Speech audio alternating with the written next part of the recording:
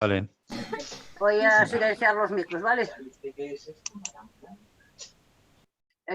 Luis, abre el tuyo y Enriqueta que abra el suyo.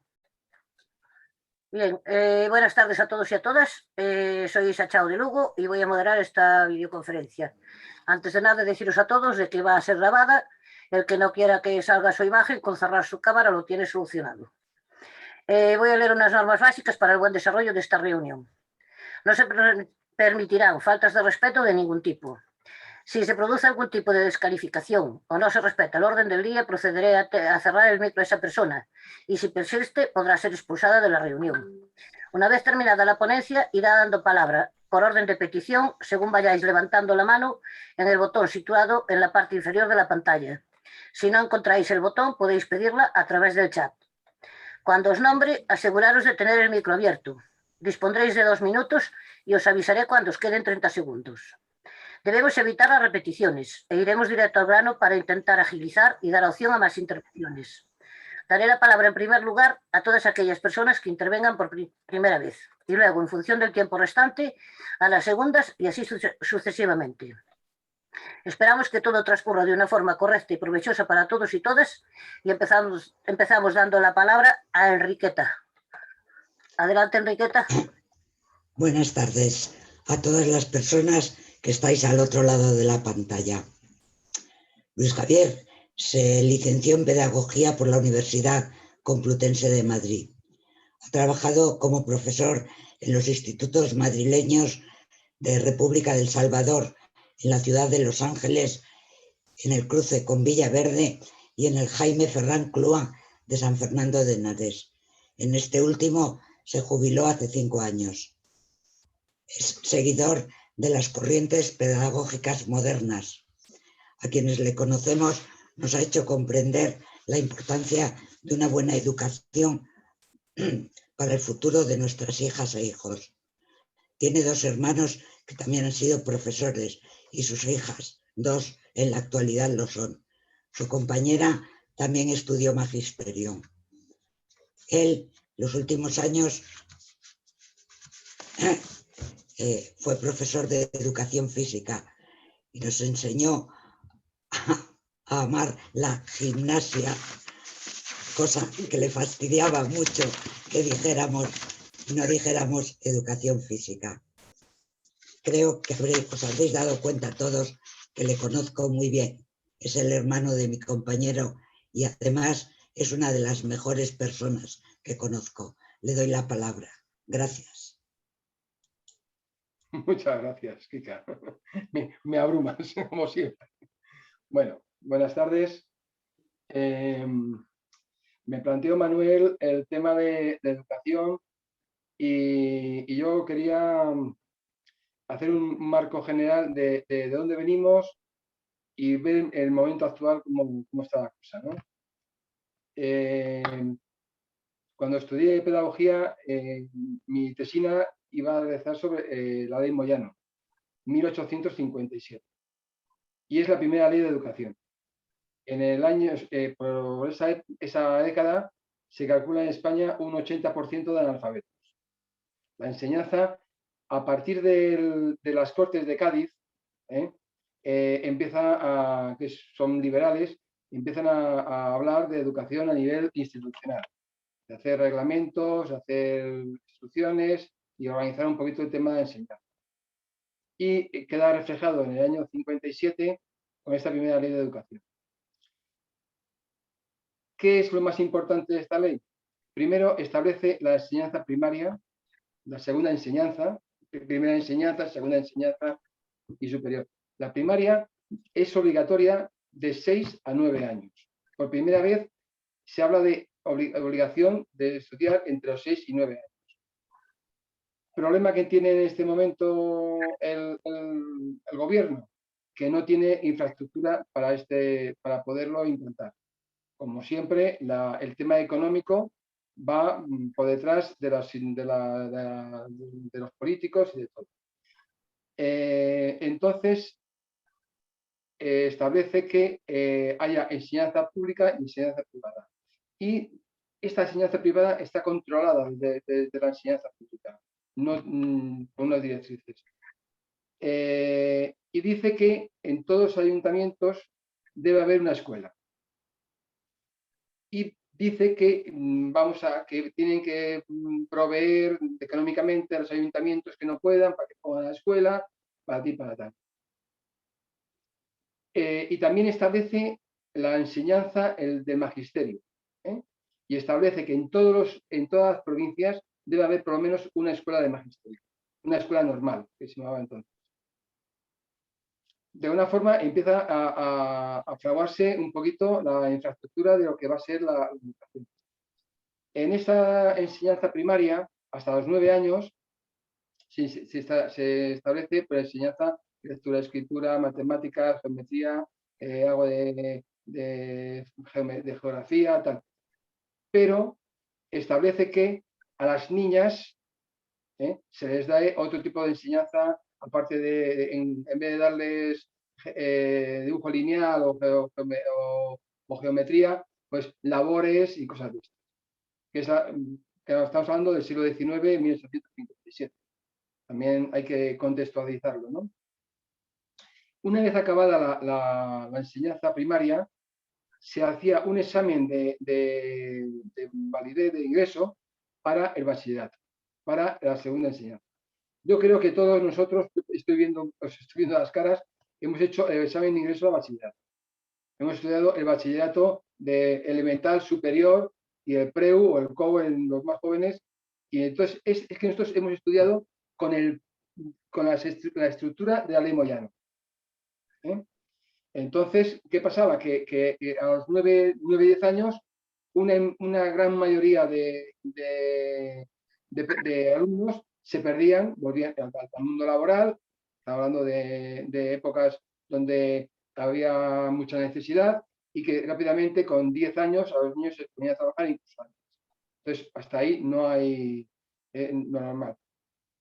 Con algunas modificaciones esto ha ido, fue evolucionando hasta el año 1970.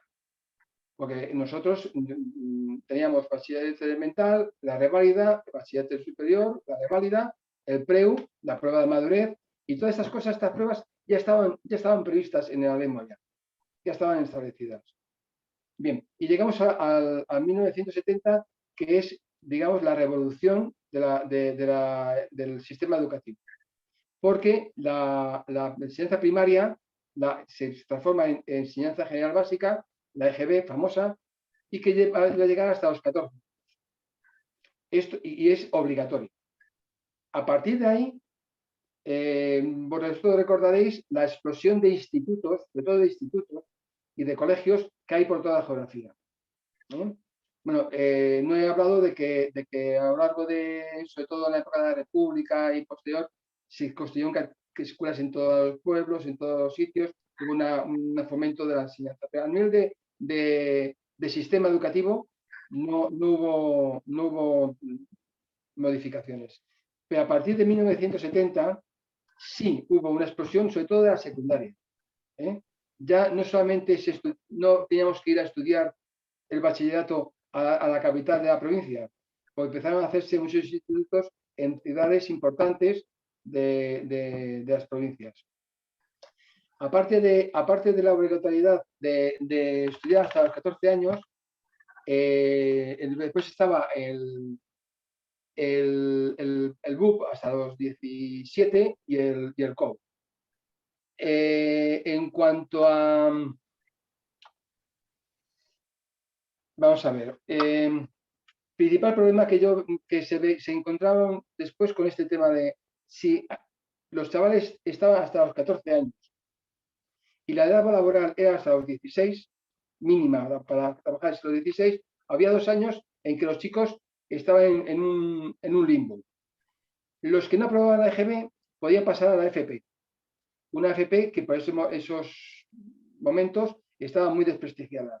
Una FP que prácticamente aprobaban pues un 25, un 30%, tenían muchísimas asignaturas, no solamente desde la rama profesional que estaban estudiando, sino también que tenían que estudiar lengua, matemáticas naturales, educación física, un montón de asignaturas, porque digamos que la enseñanza que se conseguía en la EGB necesitaba ampliarse más con la FP, o al menos eso pensaba. Entonces, este problema se soluciona, digo, del mundo académico al mundo laboral, se soluciona con la LOCSE en 1990. Por medio, en 1985 hay una ley que nadie se acuerda de ella, porque para mí fue trascendental, que es la LODE, donde se establecen los órganos de gestión democrática de los centros. A partir de ahí empiezan a funcionar los consejos escolares, que tienen una importancia capital, porque van a controlar la vida de los centros a nivel de gestión, a nivel de elección de directores, a nivel de todos los niveles. Toda la vida de la académica de los centros pasa por el consejo escolar. Ahí están los padres, están los alumnos, están los profesores, y se hace una gestión democrática de los centros. Estos consejos escolares y sus funciones van a ir cambiando posteriormente con las distintas leyes, sean de un bando o de otro, sean del PP o sean del PSOE. Porque se pasa, por ejemplo, cuando yo me jubilé, el Consejo Escolar ya no tenía que aprobar la Plan General Anual, la programación general anual. Simplemente se informaba. Por ejemplo, para la elección de directores, la elección de directores sigue habiendo una especie de tribunal donde 2 personas son del centro, pero 3 son de la administración, con lo cual pueden, digamos, imponer sus criterios, y el centro queda un poco en segundo término. Bien, y pasamos a la LOCSE, que digamos que es la ley que le pasa un poco como la ley Moyano. La LOCSE establece digamos, un marco que todas las demás leyes van a respetar, que son primaria hasta los 12, secundaria hasta los 16 y el bachillerato hasta los 18.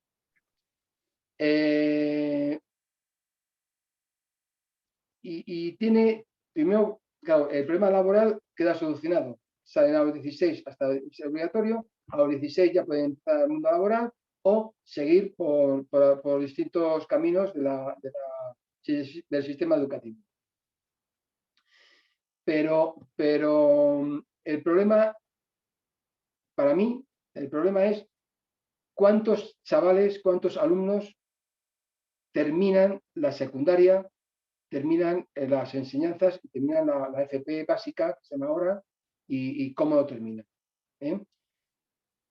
En la educación infantil, de cero, está en dos etapas, de 0 a 3 y de 3 a 6. De 0 a 3 se hace en las escuelas infantiles, de 3 a 6 se hace ya en los colegios, y después la primaria hasta los 12 años. Ahí, el alumno que tiene algún problema, que se ve que tiene algún problema de aprendizaje, puede repetir un curso. Y en secundaria puede repetir otro curso, o si no ha repetido en primaria, puede repetir 2. Nosotros, cuando estudiábamos el bachillerato, suspendíamos y seguíamos en el curso anterior, y hasta que no aprobábamos no podía. Pero, ¿cuál es el problema? De que se puede dar el caso de que haya un desfase de la edad muy importante, sobre todo en la adolescencia. Eso sería un problema gordo. Un chaval con 15 años no puede estar con un chaval de 11, para que lo entendamos, ¿no? Y después, a los chavales que tienen problemas, tienen ayudas, pero ayudas bastante limitadas. Tenemos orientadores, pero orientadores aquí en Madrid prácticamente tenemos un equipo de atención primaria, donde hay orientación y tal, pero que van a cubrir 4 o 5 colegios. Tenemos PTs, maestros de pedagogía terapéutica, antiguamente de educación especial, que ayudan a los chavales con problemas, que van igual, a lo mejor va un día o 2 a la semana a cada centro, dependiendo de lo grande que es. Con lo cual no hay una continuidad en el tratamiento y tal, ¿no? Tenemos audición en lenguaje. Entonces, para mí el problema es de todo este follón, los chavales que no pueden seguir una escolaridad normal, ¿qué se hace con ellos? ¿Y qué se tenía que hacer con ellos?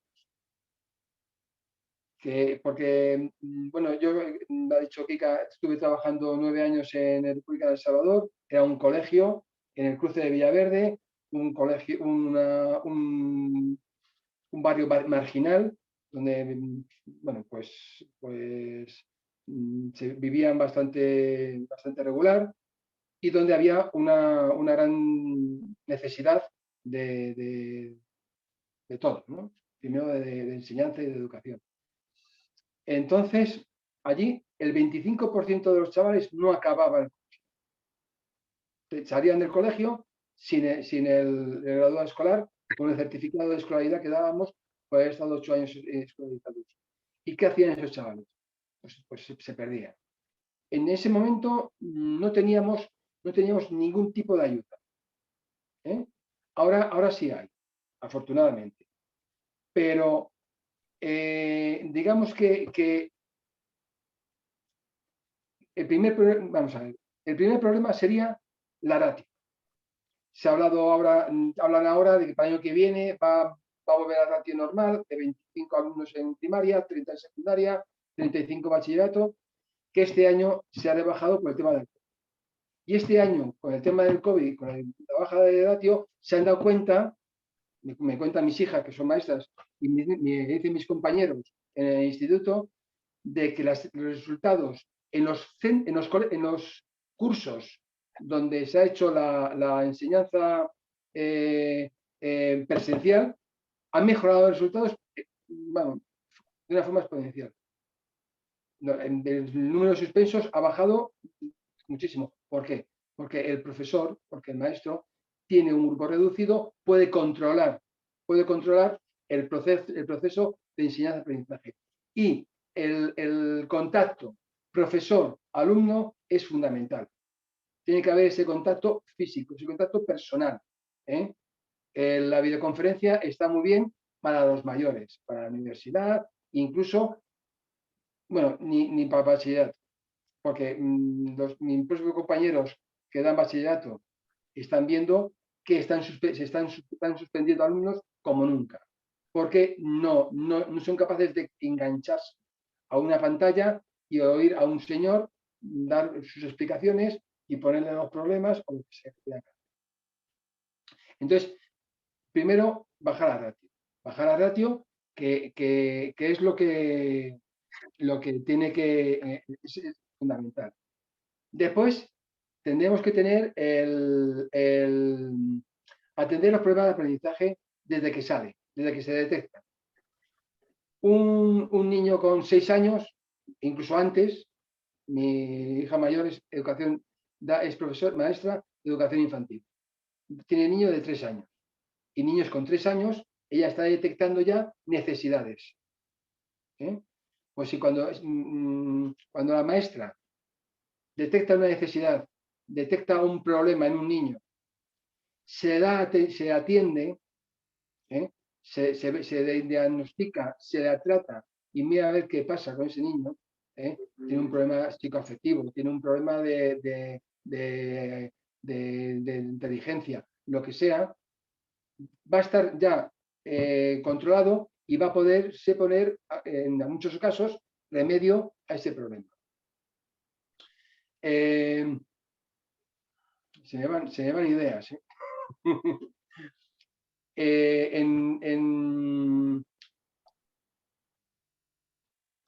Aparte de esto, una idea importante también, es decir, primero la ratio, tener apoyos, PTs, ALs, psicólogos, pedagogos, el tema de los ritmos de maduración.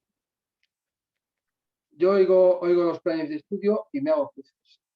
Yo veo a mi nieta que con 5 años leía y digo, pero bueno, si no hay prisa, Si los estudios de los psicólogos dicen que hasta los 6 años de media el niño no es maduro para poder leer, y en un momento que adquiere la madurez para leer, aprende a leer solo prácticamente.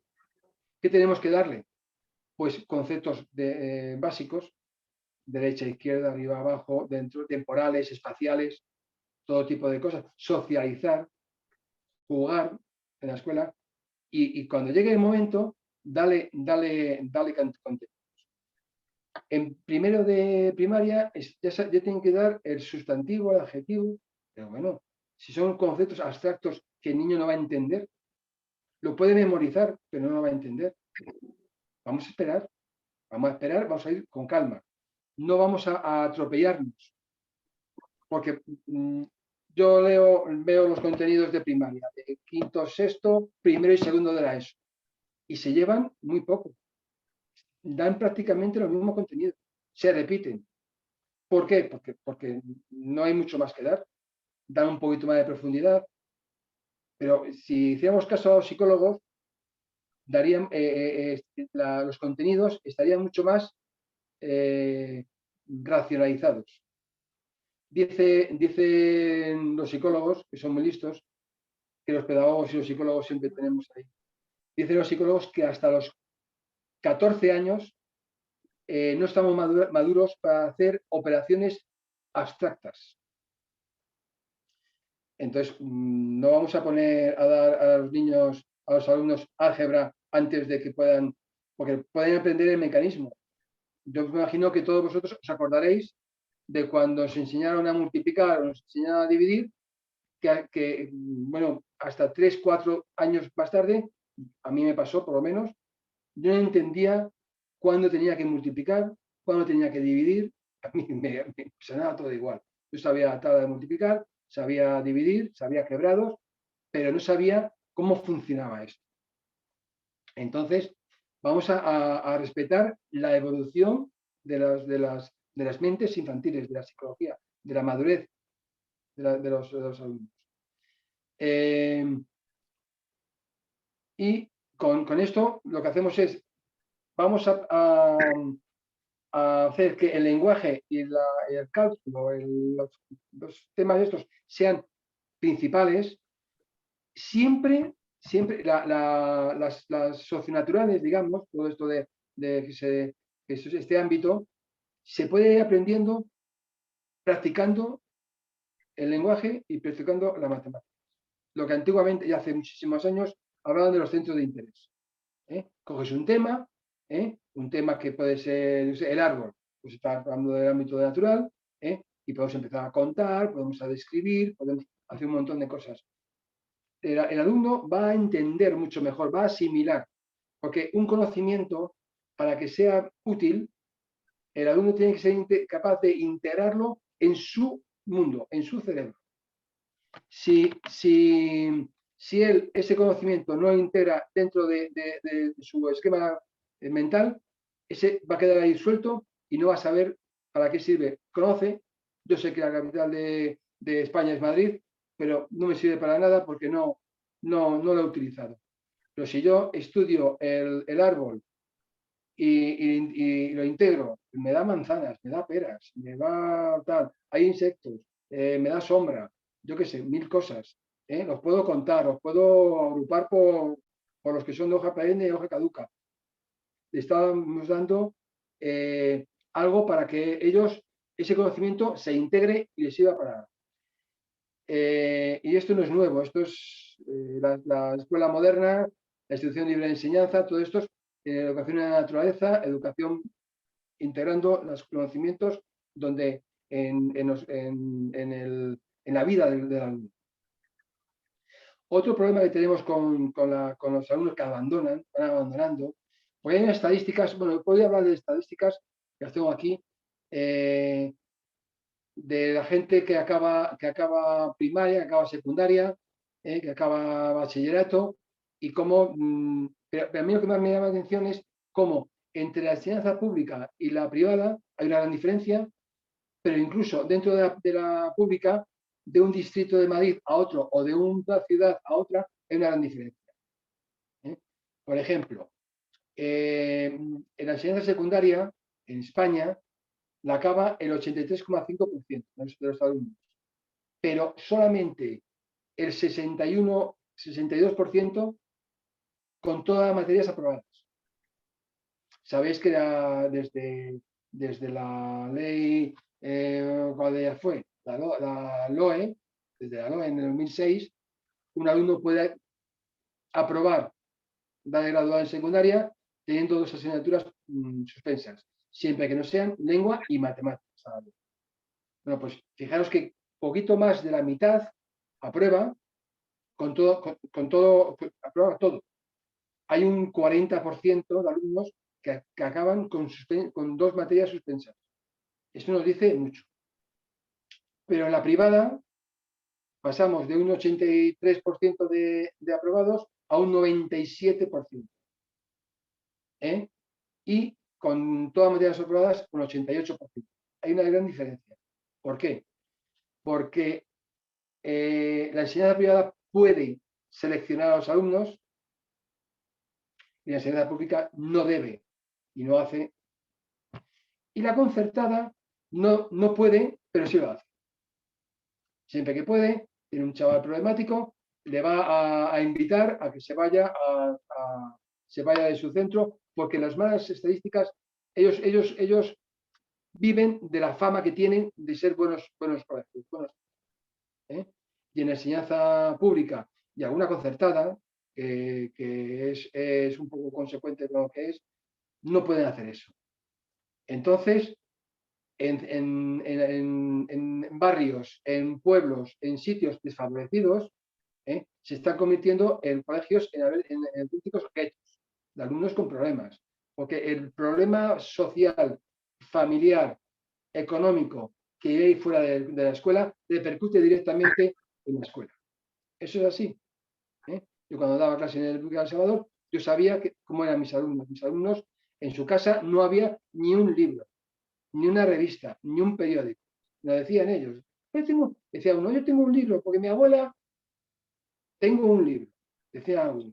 Pero no entraba nada escrito.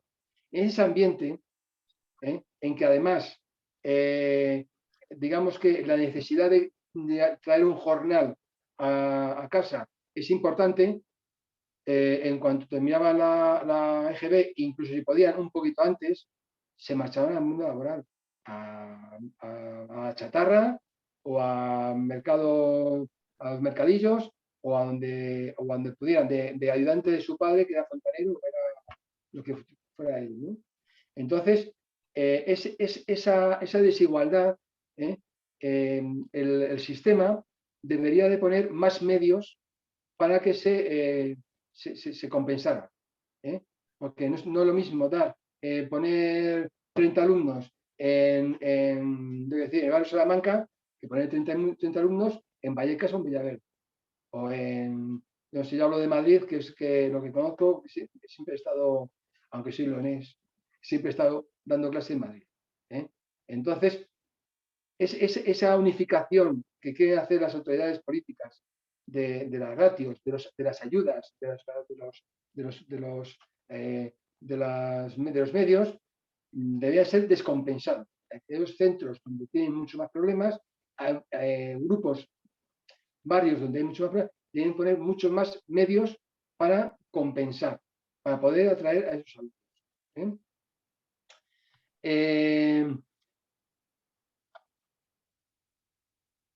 Vamos a ver, hay otra cuestión importante, y yo es que no quería enrollarme mucho, pero como buen maestro hablo demasiado, que es cuando el niño es adolescente, pierde el interés. De repente pasan de primaria a secundaria y nos dicen los padres, este niño era un niño de 10, y me dan notas, y son niños de 10, de 9, de 8.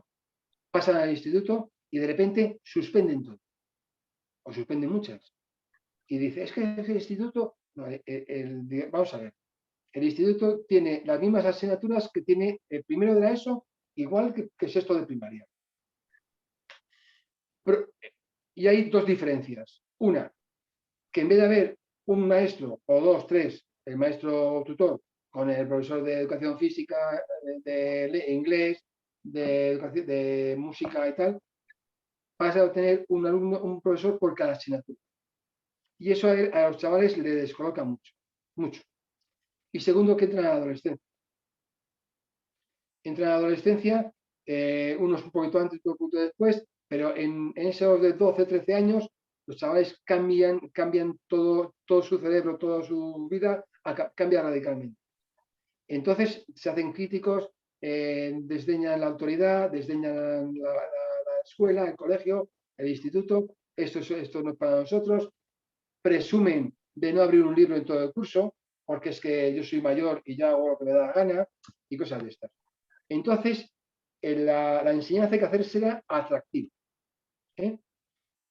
Y eso se puede conseguir de muchas formas. Desde luego, la conexión profesor-alumno es fundamental. Hablas con un chaval de que suspende todas menos latín. ¿Cómo es posible? Digo latín. ¿Cómo es posible? Es que ha conectado con el profesor.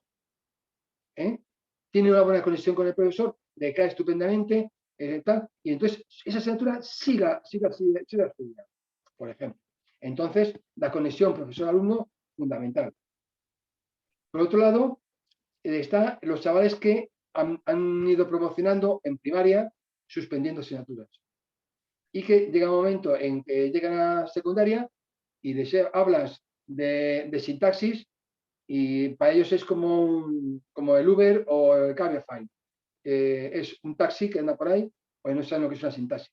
Y si el profesor de secundaria no, da más atrás, no les da herramientas para entender lo que están explicando, se van a perder.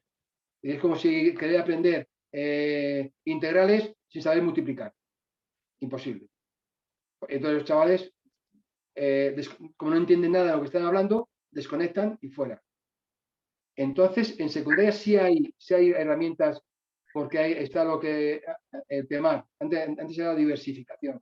Unos cursos donde hay grupos reducidos, importante, hay ámbitos en vez de asignaturas, donde se estudia casi todo en 2 ámbitos, con lo cual hay muchos menos profesores y hay mucha mejor conexión y entonces un grupo reducido de alumnos puede beneficiarse y esto funciona. La mayoría de los chavales que van a PEMAR o van a diversificación funciona, pero es para un grupo muy reducido. Entonces, bueno, yo creo que no sé si estoy aburriendo con estas cosas, porque a mí me preocupa mucho es esto, que la cantidad de chavales que cuando llega los 12, 13 años se hacen absentistas de la enseñanza, de la educación. Muchos de ellos, cuando se hacen mayores, ya tienen 17, 18 años, vuelven a pensar, sus hormonas ya han bajado los niveles y ya está. Oye, profe, me he apuntado a adultos, he aprobado tal, estoy haciendo bachillerato, oye, he acabado la universidad. Y eso te da la cantidad de horas y de años que hemos perdido. ¿Por qué estos chavales, que pueden ser un 10, un 15% de alumnado, hemos perdido, han tenido que pasar años? Porque muchos ya no tienen opción para volver a estudiar. Se meten en el mundo laboral, se casan, tienen hijos y se acabó, ya no tienen, o bueno, buscan otras historias.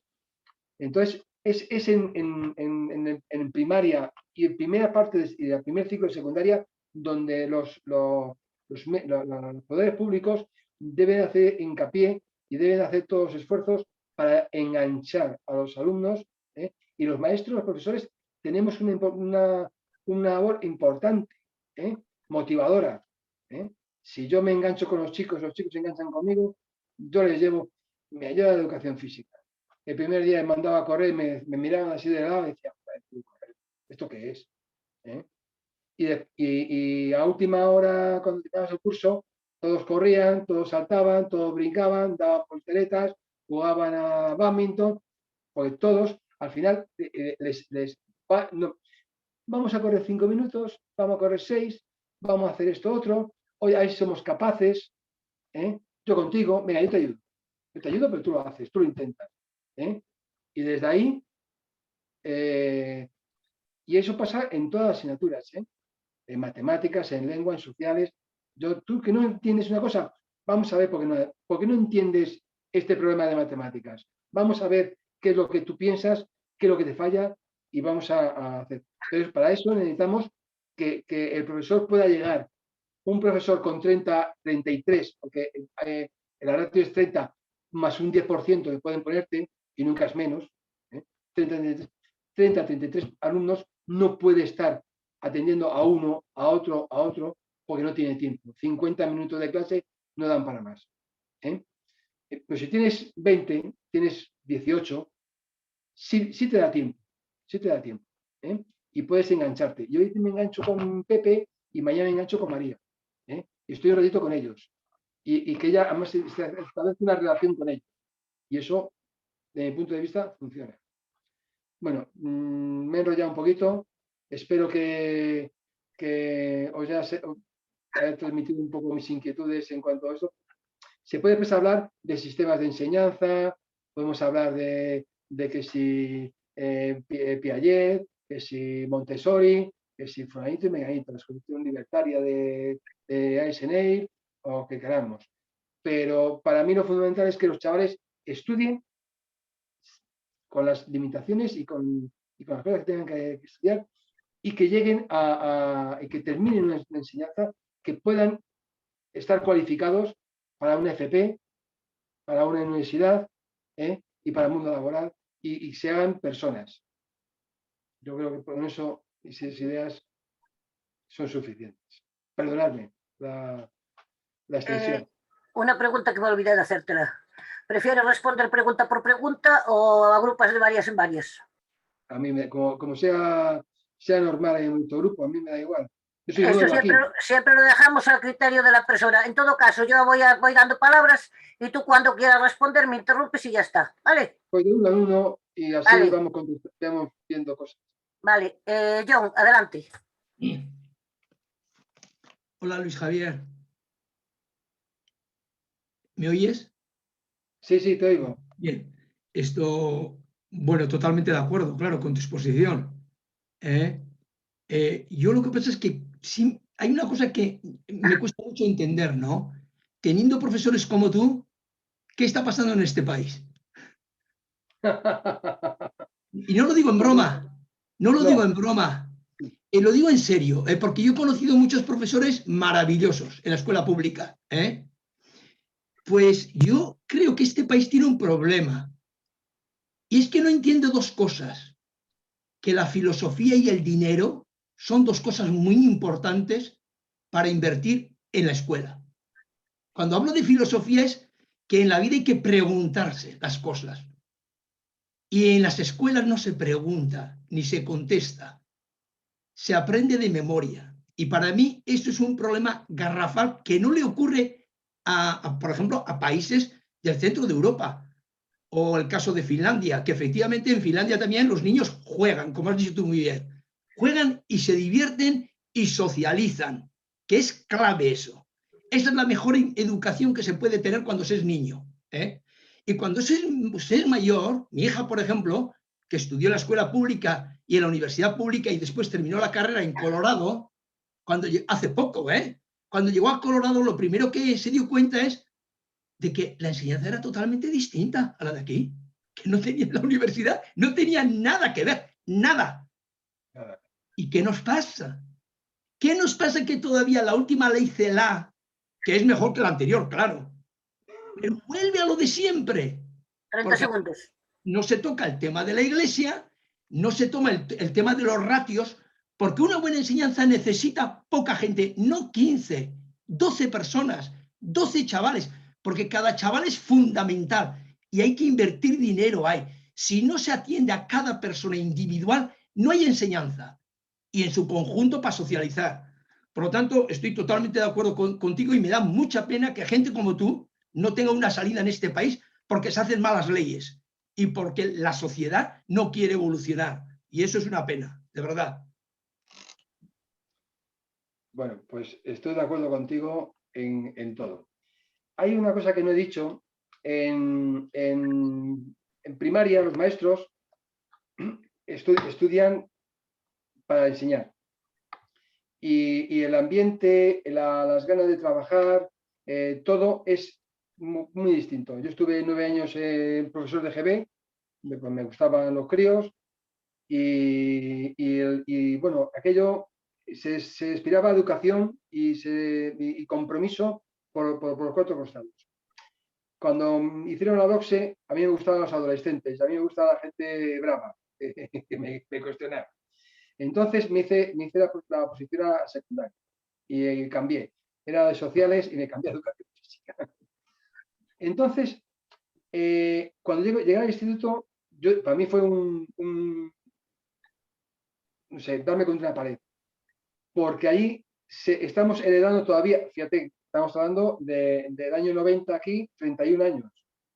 Pues todavía estamos con la estructura del bachillerato antiguo. Los agregados de instituto, los catedráticos de instituto. Yo vengo aquí a enseñar matemáticas y nada más. A mí no me habéis de disciplina. Todavía hay muchos profesores que piensan así, cada vez menos, ¿eh? Pero como la estructura del instituto no ha cambiado, o lo ha intentado cambiar, pero no se ha cambiado, entonces estamos todavía heredando problemas de entonces, ¿no? A mí me gustaría que cada carrera que un señor, si yo quiero, hago matemáticas, si quiero enseñar matemáticas, no me valga con un máster y poco más, no. Tener una serie de cursos donde me enseñasen psicología, me enseñasen didáctica, me enseñasen pedagogía, donde hiciera unas prácticas en serio, no unas cosas de un par de meses acompañando a un profesor por las aulas, no, donde se enfrentasen a esto y vieran lo que es. Hablaba Kika cuando me presentó que mi mujer es maestra. Mi mujer cuando hizo las prácticas de magisterio, cuando acabó la práctica de magisterio, dijo, yo no quiero, porque esto no me veo. No, es tanta responsabilidad que no me veo dando clase. Pues, es decir, ella vio cómo es el aula, vio todo lo que había dentro y no se vio capaz, porque es complicado. Te enfrentas con 30 niños, o 25 en primaria, bueno, ya en EGB éramos 40. Y bueno, y siente la responsabilidad y sabes que tienes que hacer. Entonces, si el licenciado que va a dar clase en secundaria en su carrera estudiase esto y viese en las prácticas cómo es esto, y si dijera, no, yo aquí no me meto, pues cualquiera, bueno, veo los problemas reales, algo cambiaría. Y la estructura de los institutos, en vez de ser por departamentos de materias, de matemáticas, lengua, música, educación física, si hiciese por ciclos, por niveles de enseñanza, como hacen en primaria, algo cambiaría. Perdonadme. Alfonso Casas. Adelante. Buenas tardes. Yo creo que la enseñanza, he sido educador en Cádiz, en la Fundación Tarteso. Trabajábamos con chavales con drogodependientes, chavales inadaptados y presos de tercer grado. Yo creo, hemos ido recogiendo a todo lo que no encajaba en la enseñanza oficial. Entonces, yo creo que lo principal que habría que cambiar era evidentemente el sistema. Vemos que este sistema no funciona. Y no funciona porque cada vez que entra un partido, pues entra una ley. Entonces no puede entrar una ley cada vez que entra un partido, porque entonces esto no hay por dónde cogerlo. Y evidentemente, por supuesto, con su acompañamiento de dinero, porque si hacemos una ley y no la aportamos un dinero para sustentarla, es como el que, no sé, no tiene sentido ninguno. Segundo, creo que hay otro problema que le ha dicho el compañero, que es que en este país, para ser maestro, pues la nota es la más baja que se exige.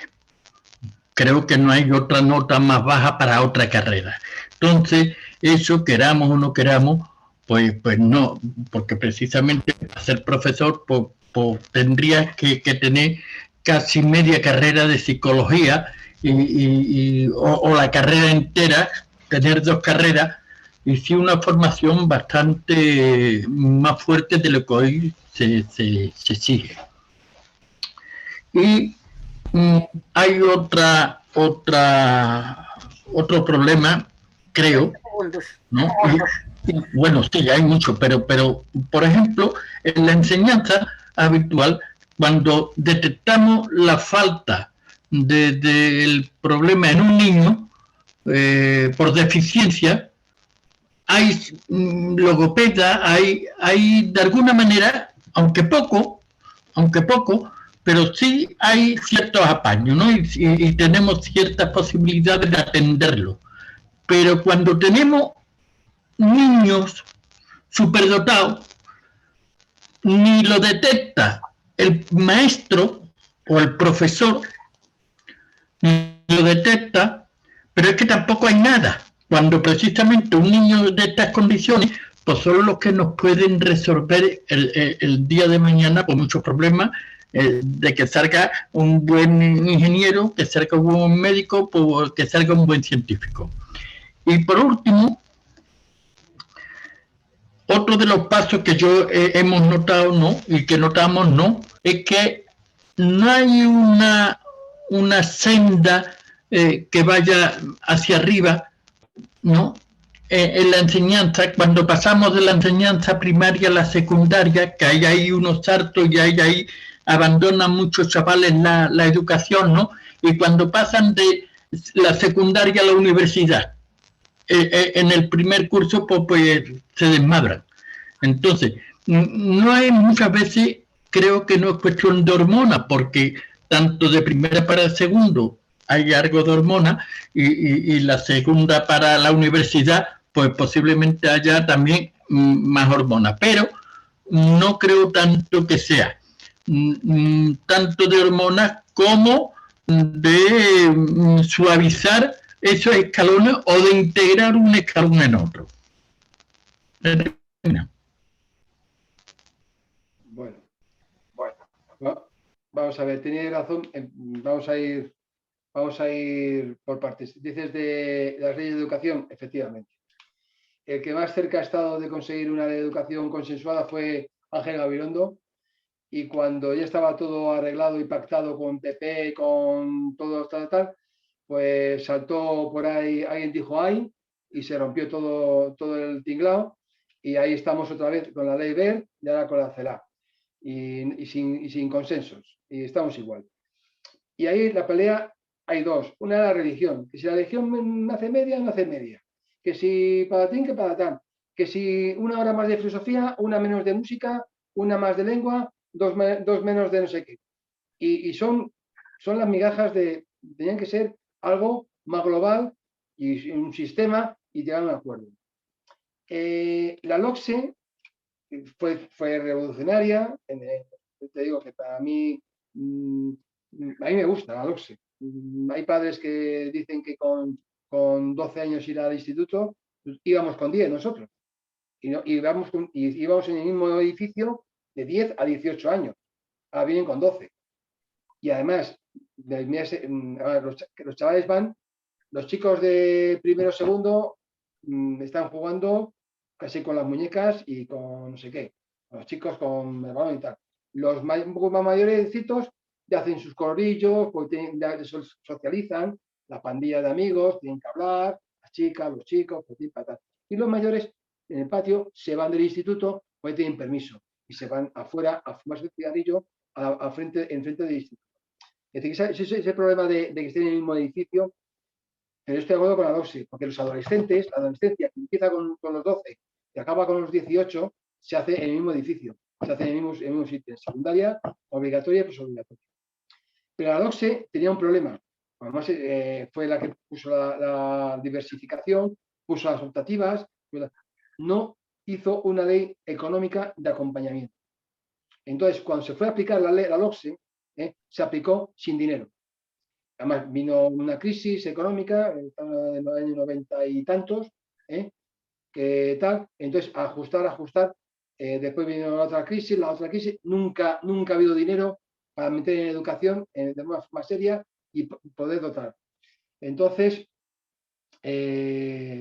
bueno, pues ahí estamos, que tú tienes mucha razón en el sentido de que necesitaríamos meter dinero en educación.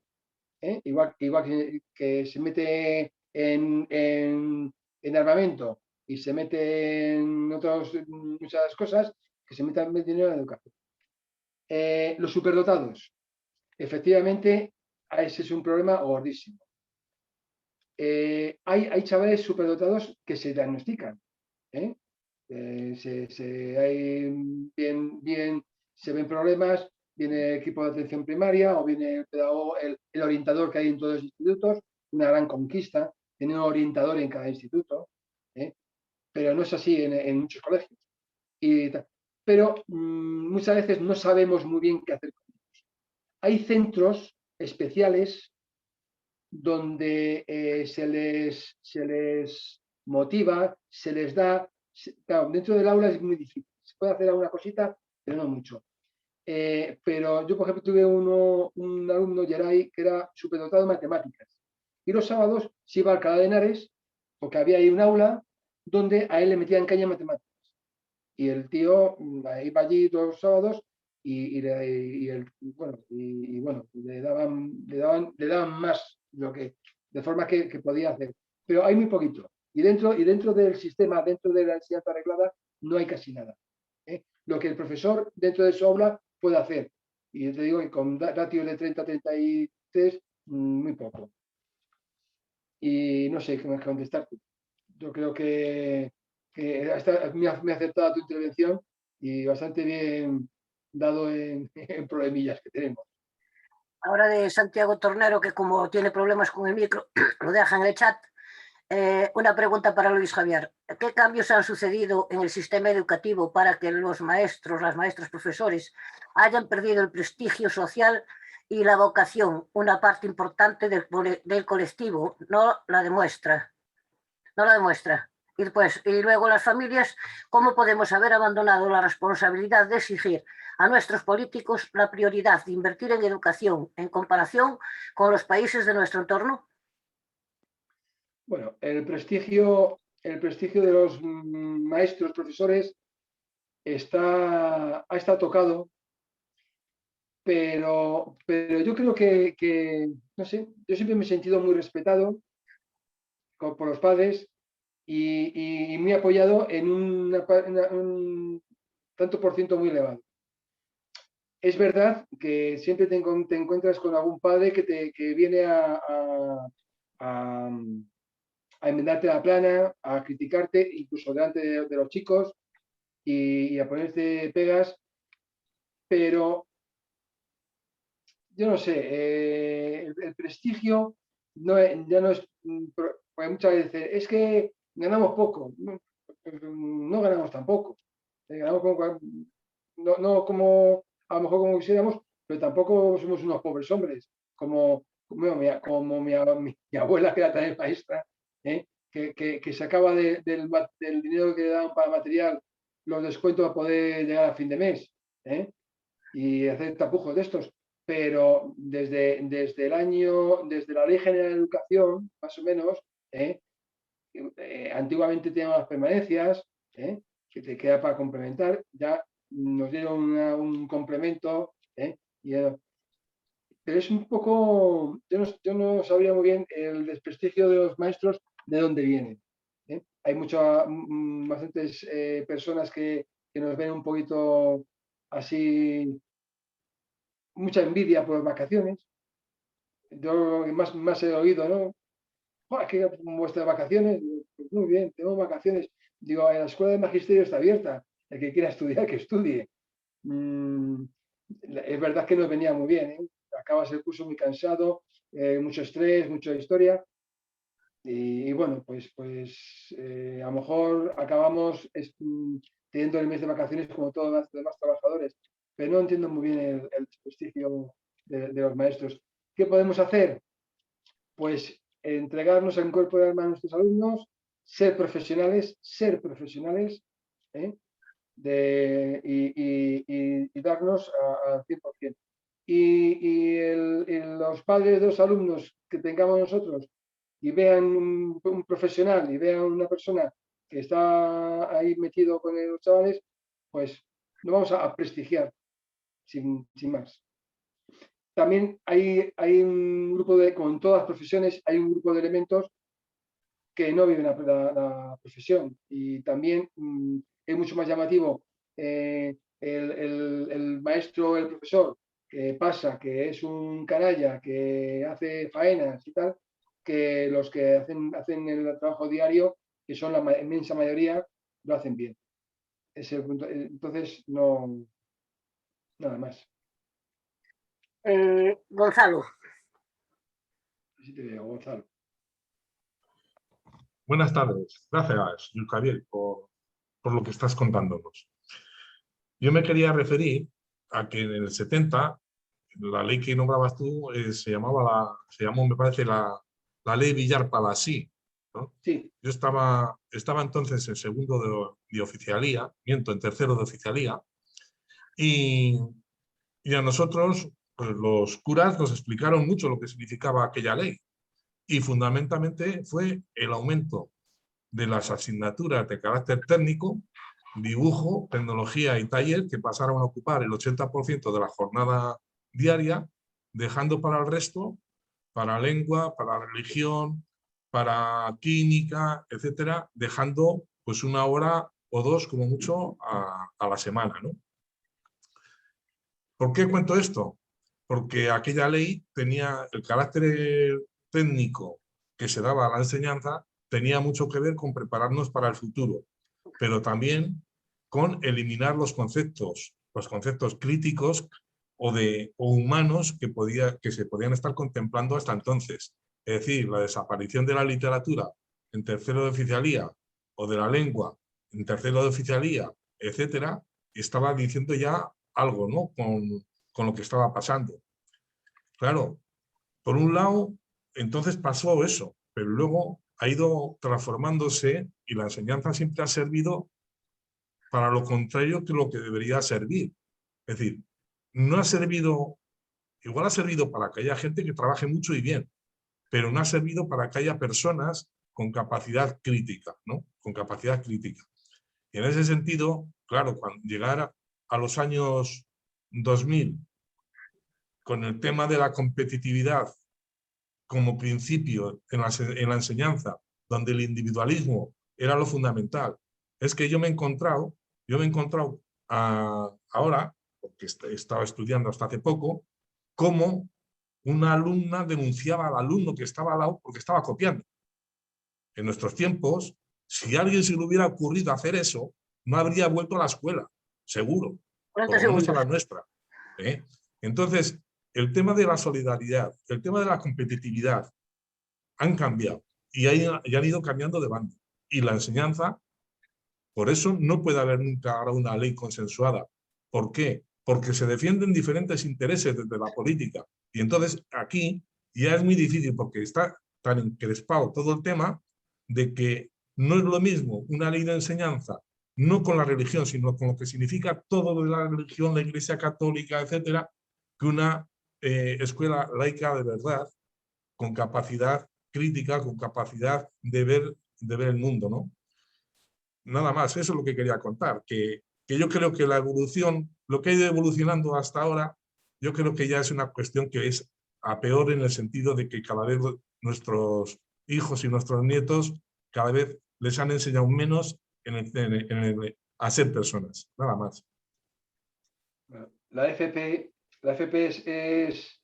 es otro mundo. En mi instituto tenemos FP, teníamos módulos de sanitaria, del laboratorio de diagnóstico clínico, la auxiliar de enfermería y la auxiliar de farmacia. Y la FP, con la Ley General de Educación, cualquier alumno, aunque no tuviera el grado escolar, podía hacer FP.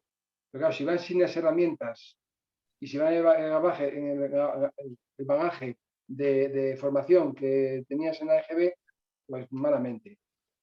Con la LOCSE, con la entrada en Europa, hay un cambio fundamental. Y es, si quieres estudiar FP2, la antigua FP2, tienes que tener el graduado en secundario, si no puedes acceder. Y si quieres acceder sin ella, tienes que hacer un examen, es decir, si pasados unos años tú has suspendido, pero pasados quieres hacer FP2, tienes que hacer un examen de cultura general, porque ya en la FP2 solo se dan asignaturas técnicas de la rama que tú das. Y para hacer FP3, la formación profesional superior, tienes que tener el bachillerato aprobado. Si no, no puedes hacer la FP3. Entonces, digamos que el bagaje cultural que te da la ESO o que te da el bachillerato, ya te da el espíritu crítico. Teóricamente has dado literatura, has dado historia, has dado todas las asignaturas, tanto en bachillerato como en la ESO, para poder dar FP2 y FP3. Pero ahora están inventando un modelo alemán, que es la dual, que para mí es un poco un error. Hablo de mi sensación. El FP dual, de los 2 años de FP medio o superior, uno es o talleres dentro del instituto. Y el otro año es de formación en una empresa. Pero claro, digamos que la visión del profesional que te da esa empresa es limitado a esa empresa. Te enseña a hacer, no sé, pues, mecánica de coches, y entras en la SEAT, pues todo sea mecánica de lo que sea, pero no ves todo el resto de mecánica. Si vas a hacer farmacia y la auxiliar de farmacia y te meten en un hospital de tetrapléjicos, ves la farmacología de ese hospital, pero no ves la farmacia de barrio. Entonces, digamos que es un poco limita, un poco demasiado especializada. Pero ese es el modelo alemán y además los chavales lo quieren porque les pagan ese segundo año, la empresa les paga un pequeño sueldo y están aprendiendo, pero muy específico de la empresa donde está. Eso de FP lo que yo sé. Y en cuanto a compañerismo, solidaridad y tal, son valores que lo tiene que transmitir son transversales, que se llaman ahora en los sistemas modernos, son materias transversales, donde se da en todas las materias. Si yo me meto en clase y digo a correr, ahora a saltar, ahora a pasar por el aro, y no hay más, si no hay interrelación, si no estimulo, oye, vamos a hacer por parejas, y tú, que eres el que mejor hace las cosas, te pones con fulanito, que es un poco más torpe, y le vas a enseñar, le vas a ayudar, y cooperas con él. Entonces estoy enseñando a uno a rebajarse un poquito y cooperar con su compañero, y el otro, pero, coño, me he puesto con Meñanito, que es el líder del grupo, y me está ayudando, coño, me siento bien. Y esas cosas se enseñan tiene que enseñarla el profesor en cualquier materia. No te lo tiene que decir la ley. Como la ética y estas cosas, hay una asignatura, me parece muy bien, pero la ética y la moral se da en clase de matemáticas, de educación física o de naturales. Jesús Hernández. Hola, buenas tardes. Quisiera, a ver si me da tiempo, de tratar 2 cuestiones. Bueno, la primera es romper una lanza por la enseñanza actual. La enseñanza actual, la enseñanza pública actual, por lo menos, que es la que yo conozco, es de una alta calidad y ha cambiado muchísimo con respecto a hace 20 años. Hace 20 años sí era una enseñanza muy memorística, muy de temas absolutamente estáticos, pero hoy la enseñanza colaborativa, la atención a la diversidad, el trabajo en equipo es algo habitual en las aulas de los centros tanto de primaria como de secundaria.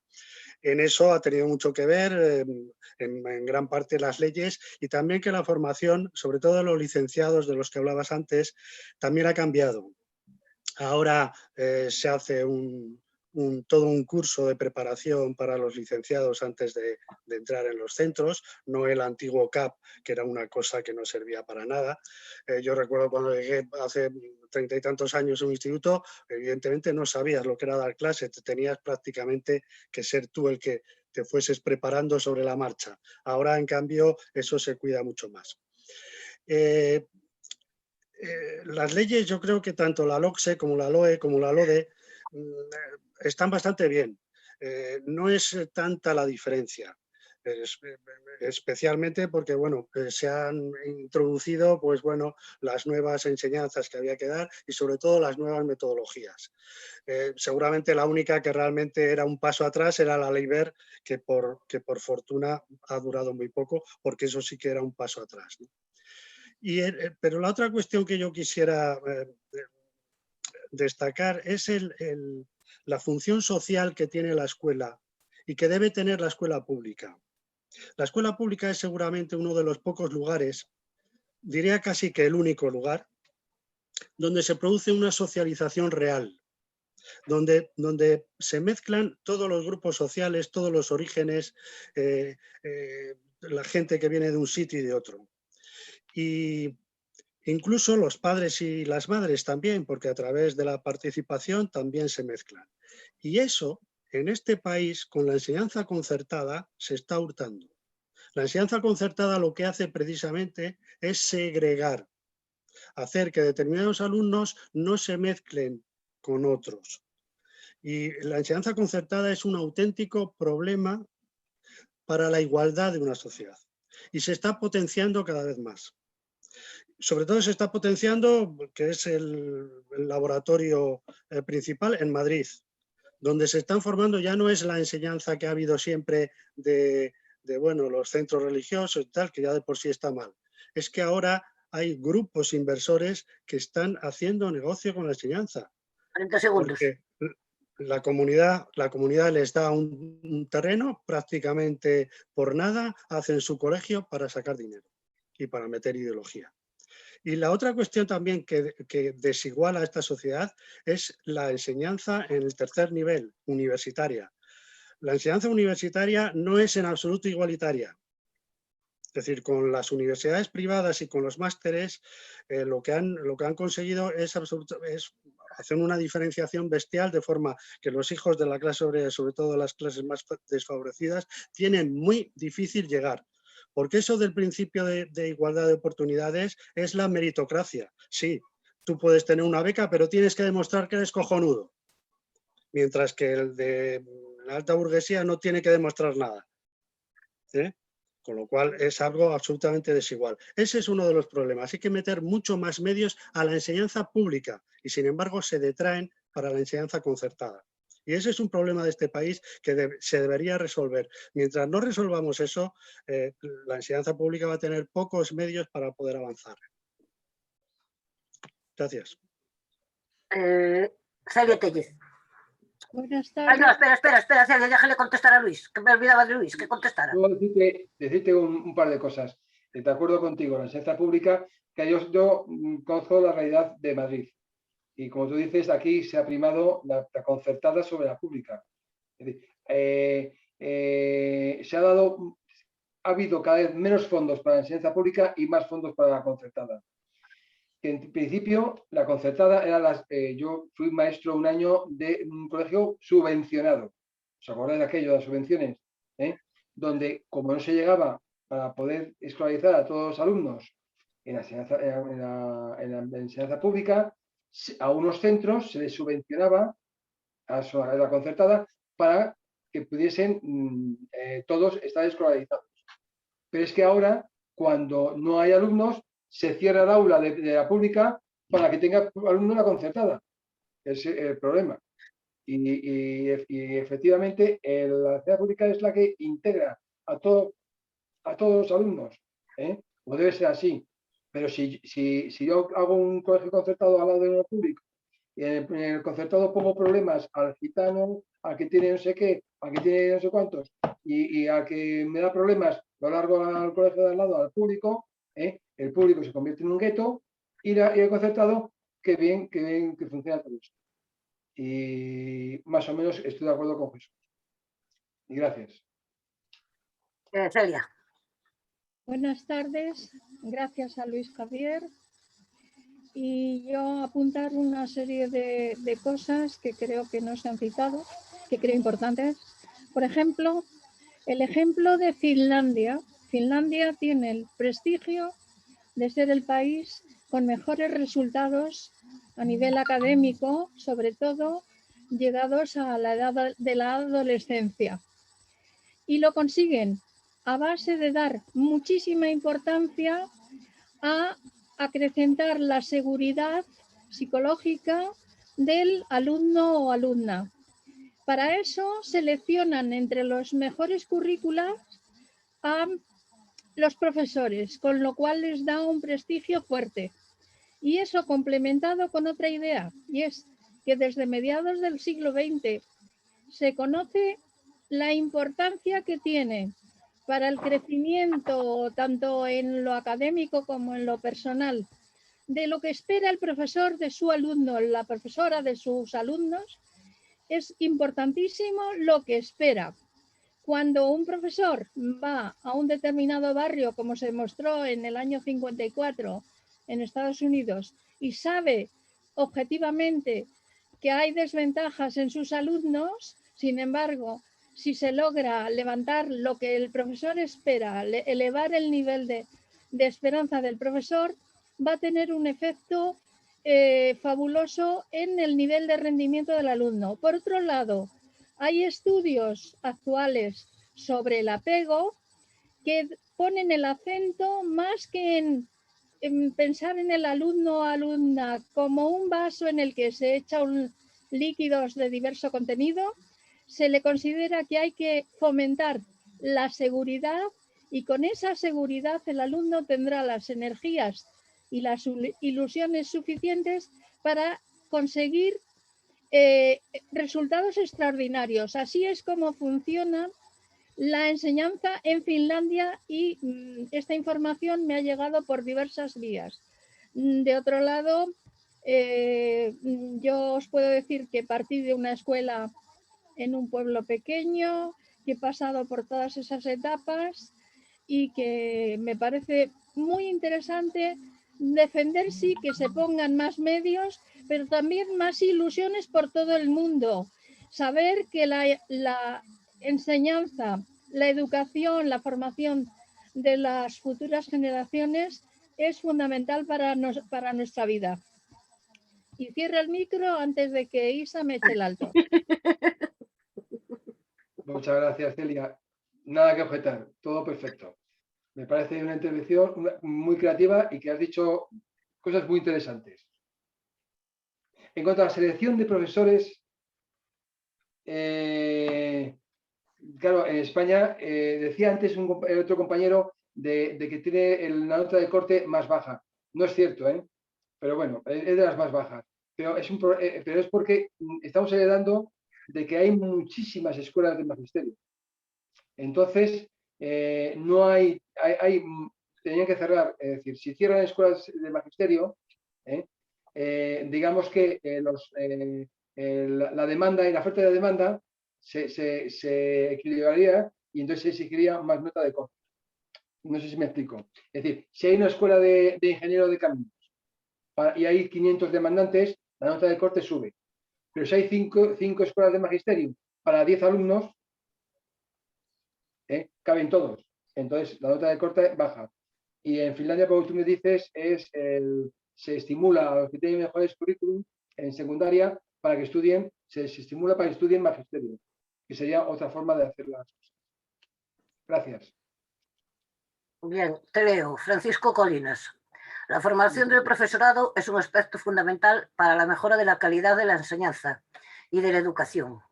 Dice muy bien Luis Javier que la persona que estudia magisterio se forma para la enseñanza y para la educación. Pero los títulos universitarios en ciencias, letras, ingenieros, etcétera, no se forman para enseñar ni para educar.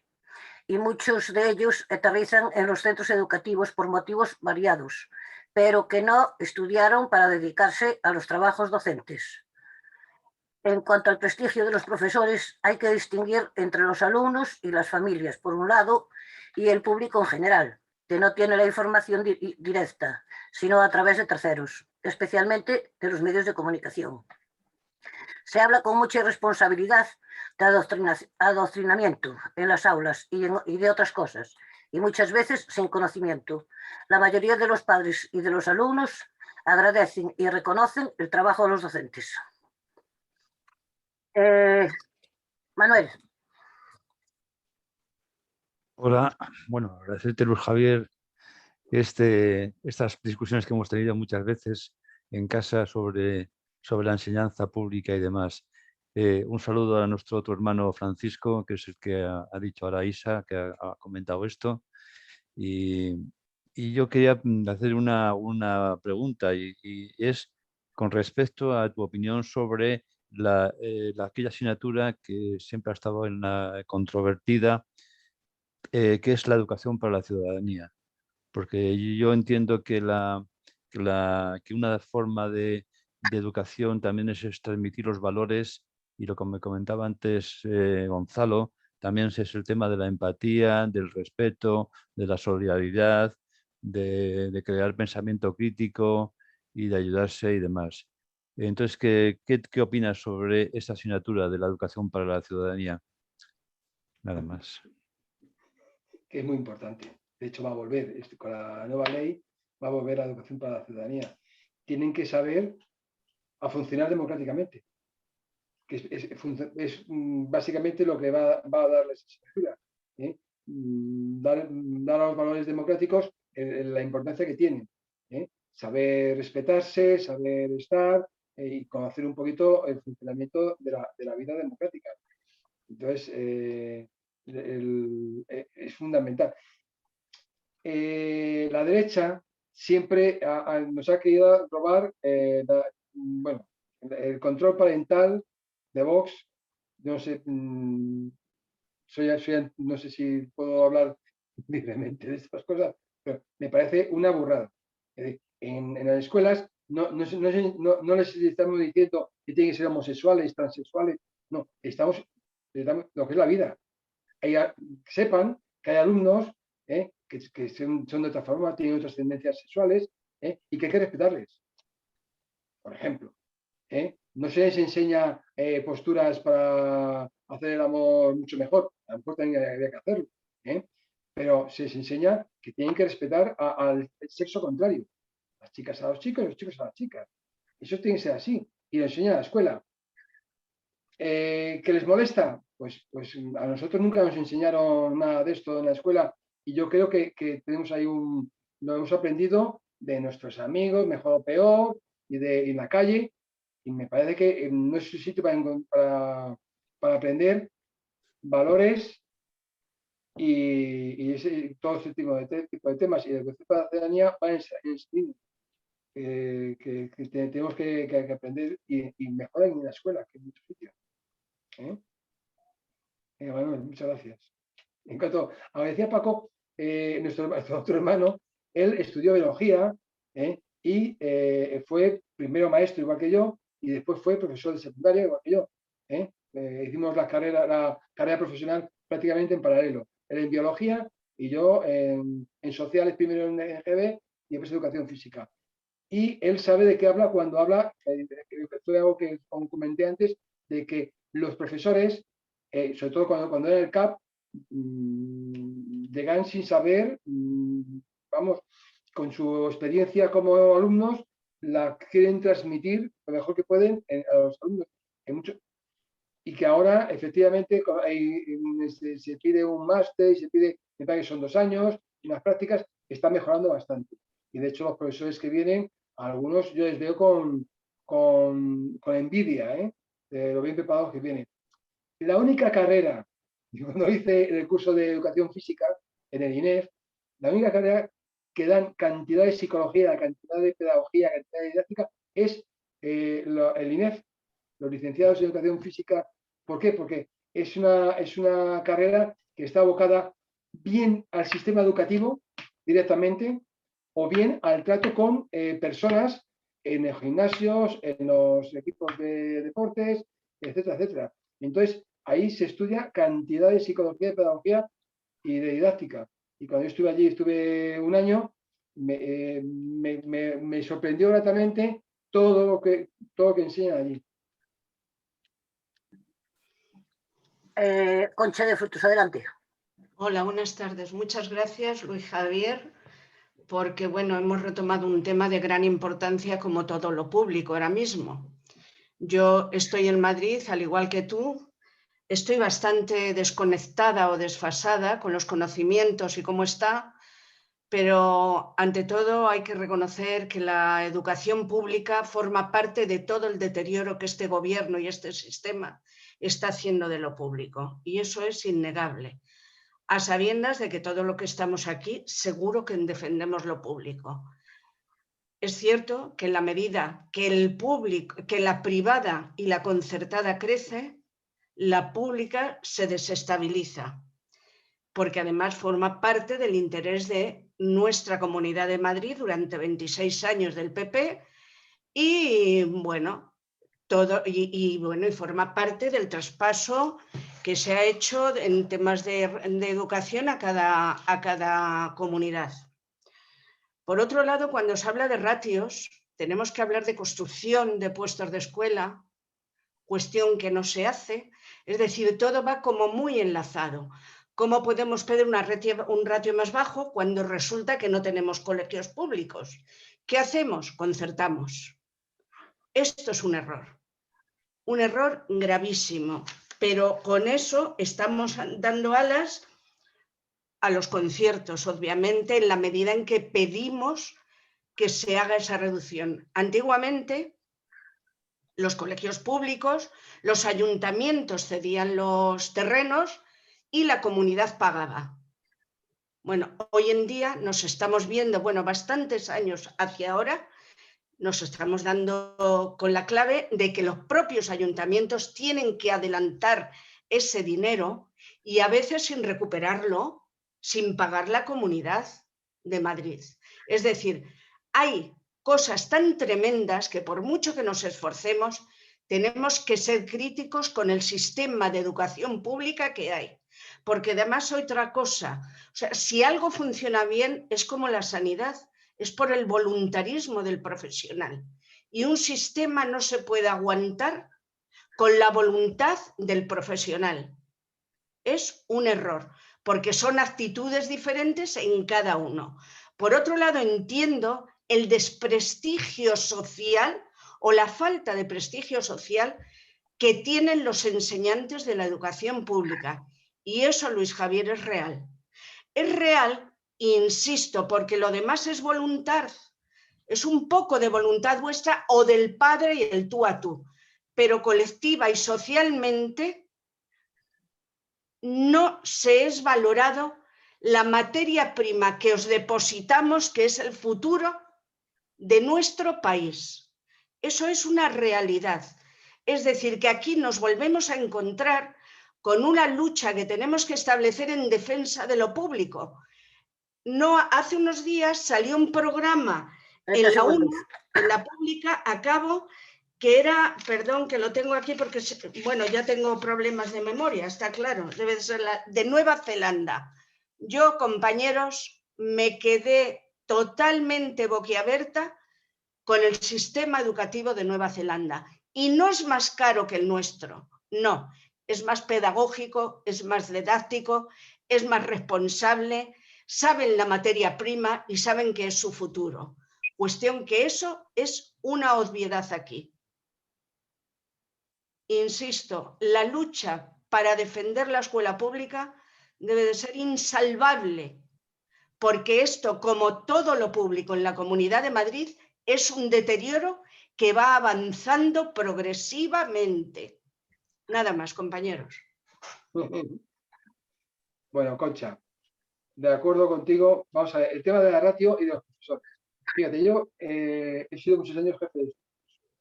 En el 93, en los institutos, como hay muchas asignaturas optativas, cosas de estas, en septiembre, cuando va a empezar el curso, tenemos ya la matrícula hecha, vamos a inspección y negociamos el cupo, el número de profesores.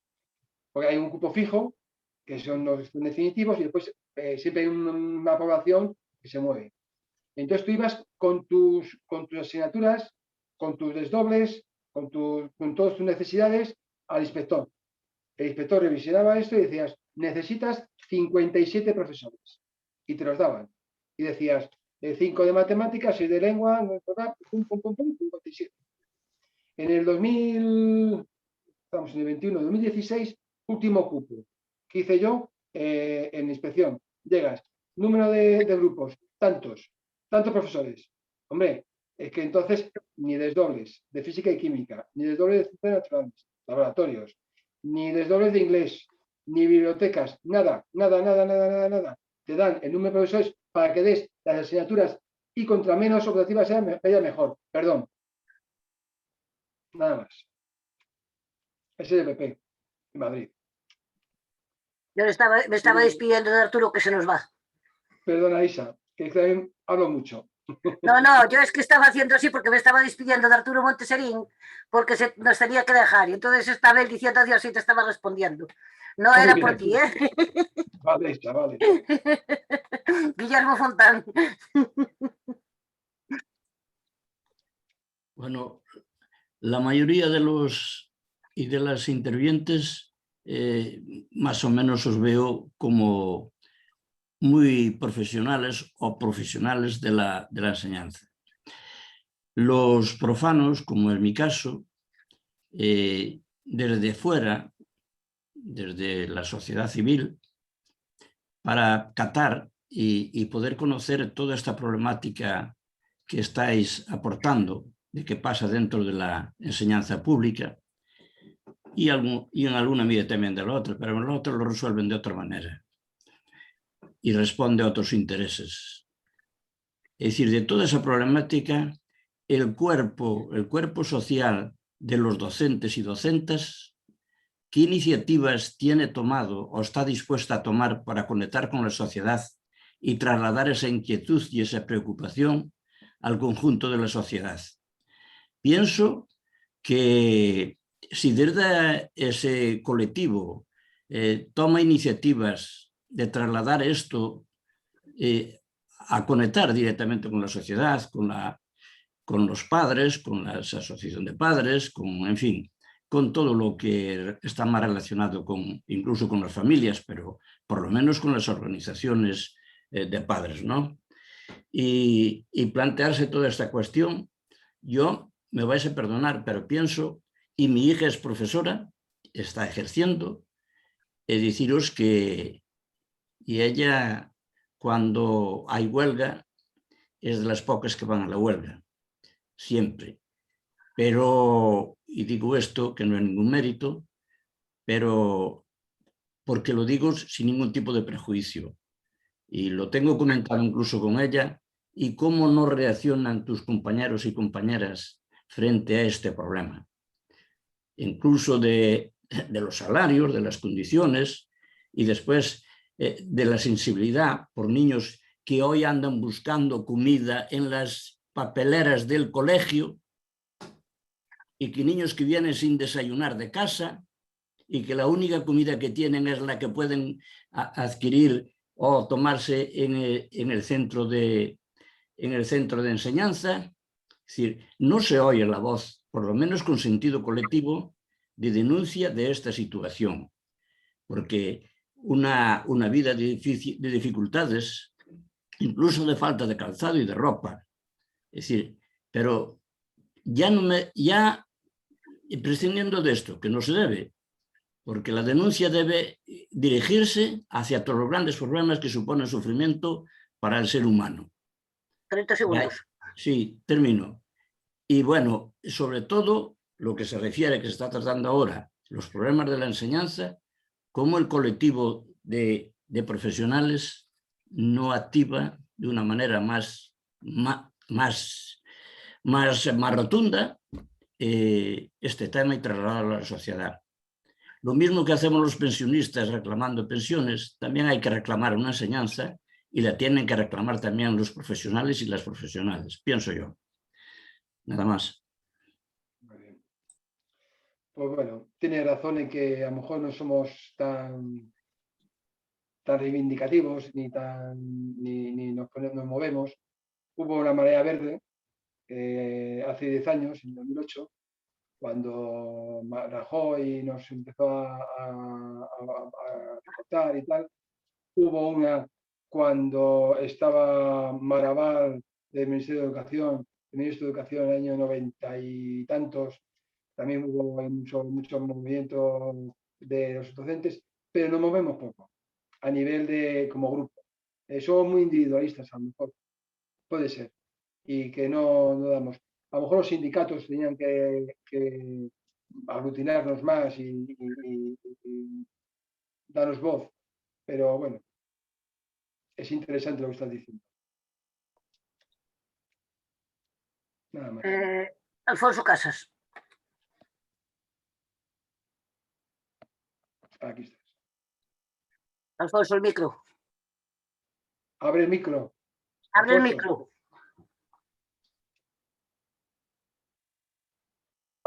Ahora. ¿Ahora? ¿Ya? Sí, sí. ¿Ya? Sí. Bien. Hay una cosa muy interesante de que a lo que había dicho antes Javier, ¿no?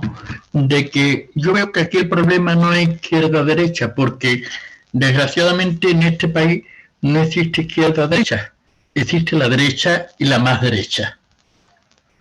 Venimos bueno, no quiero entrar en política, aunque evidentemente estamos haciendo política. Yo creo que el problema aquí no es PP-PSOE, porque aquí la diferencia única que hay es hoy robo yo, mañana robo.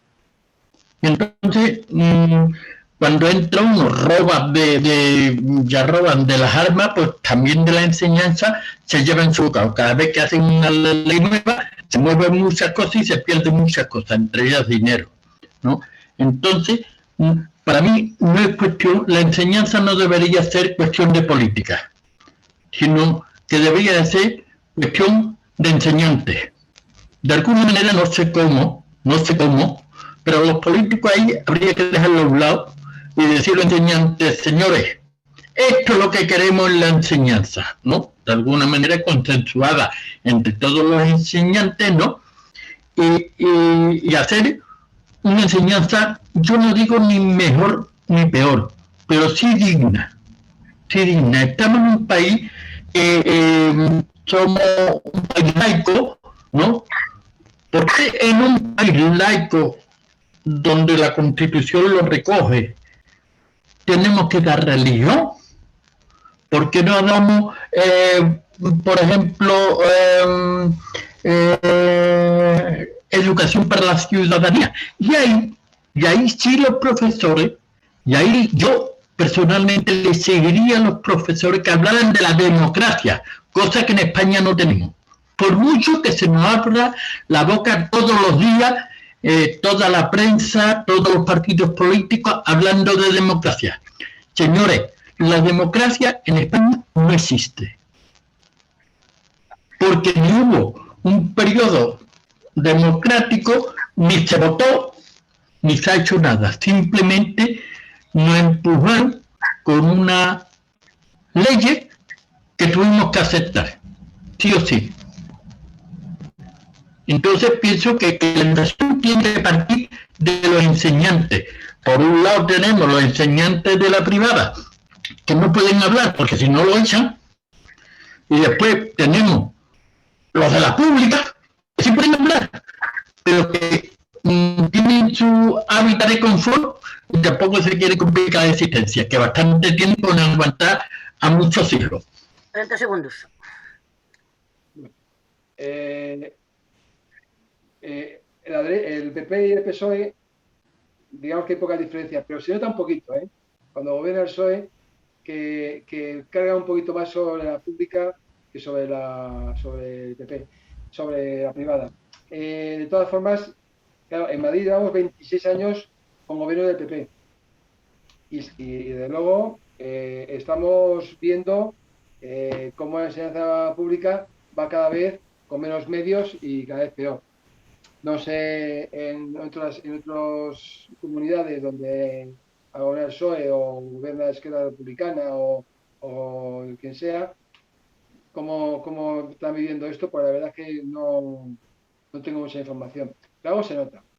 Y fíjate, si con el COVID-19 no han dejado a los médicos y virólogos y demás poner las normas para que esto se funcione, tú fíjate, han sido los políticos, fíjate la educación.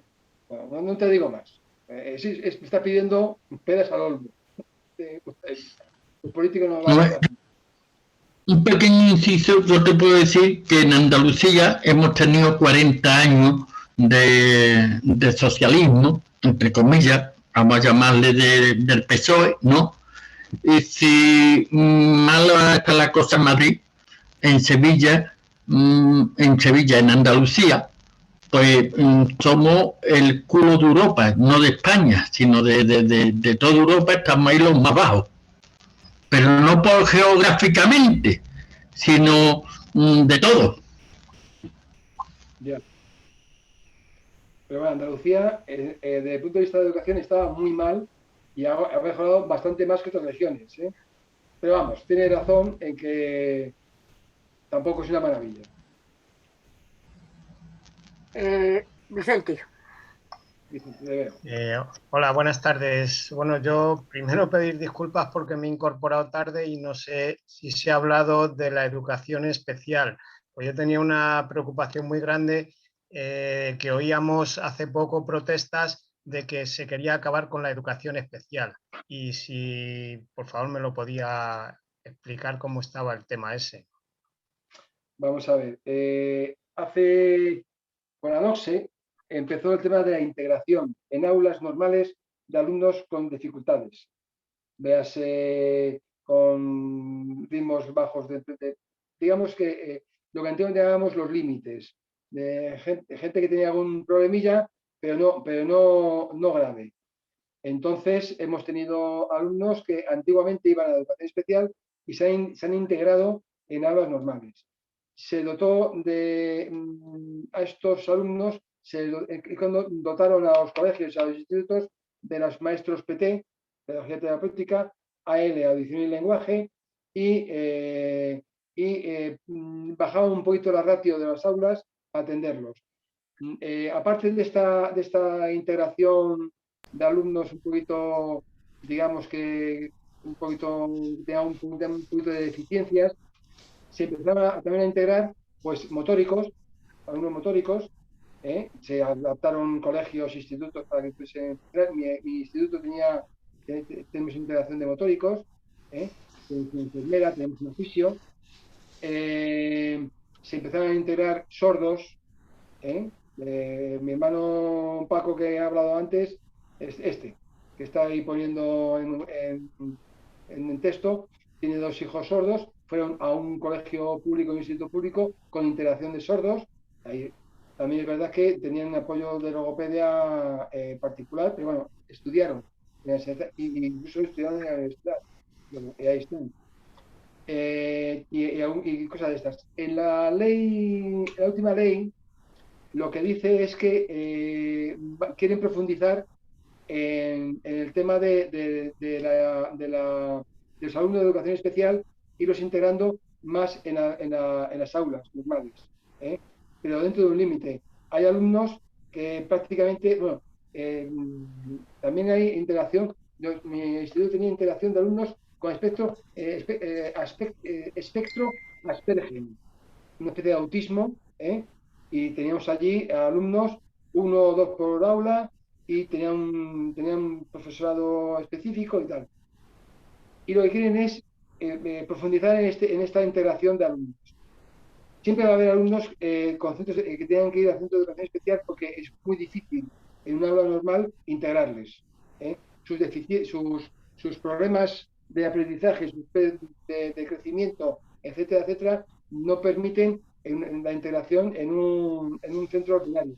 Pero quieren profundizar porque tanto para ellos como para el resto de alumnos la convivencia es enriquecedora. Ellos no van a vivir en un paraíso donde tienen todas las necesidades cubiertas, todos son iguales y no ven a esto de los niños, y los niños normales van a ver compañeros con problemas y que tienen sus dificultades y que van a despertar la solidaridad, el compañerismo y la ayuda entre ellos. Tiene sus problemas todo, hay padres que están súper contentos con el tema de la integración y padres que la experiencia ha sido negativa. Yo salvo una excepción, todos los alumnos que hemos tenido, tanto motóricos como Asperger, como tal, han salido bastante bien y contentos. Entonces, pero yo sé que ha habido casos en los que han sacado al alumno del instituto para llevarlo a un centro especial porque los padres no estaban conformes como iban. Esto es así. No sé si te he contestado, Vicente.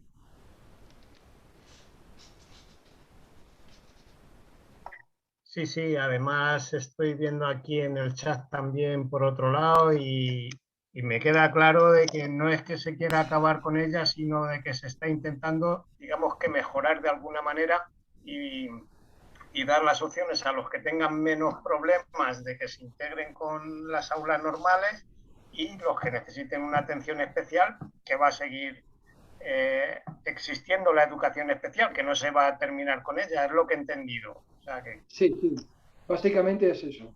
Lo que pasa es que, claro, la propaganda de los partidos de la oposición hace mucho daño. Claro, sí, como todo, los bulos y las mentiras, que algo queda, ¿no? Y las medias verdades. Y las medias verdades, sí, estamos acostumbrados. Gracias. A ti. Freitas. Buenas tardes. Gracias, Luis Javier, por este código que nos estás diciendo. Mi tema está, aunque yo no soy plenamente dedicado a educación, he tenido muchos aprendices por mi trabajo. Aprendices que me venían de escuelas de formación profesional.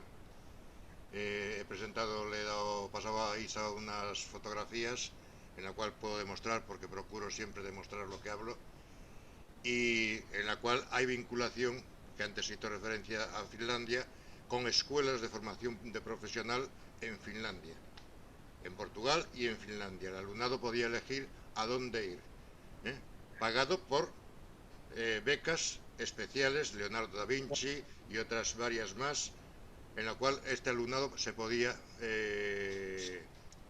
facilitar al tema, podía irse fuera del sistema educativo estatal. Eso por un lado. Por otro lado, estoy muy afectado porque hay un joven que algunos de nosotros aquí conocemos.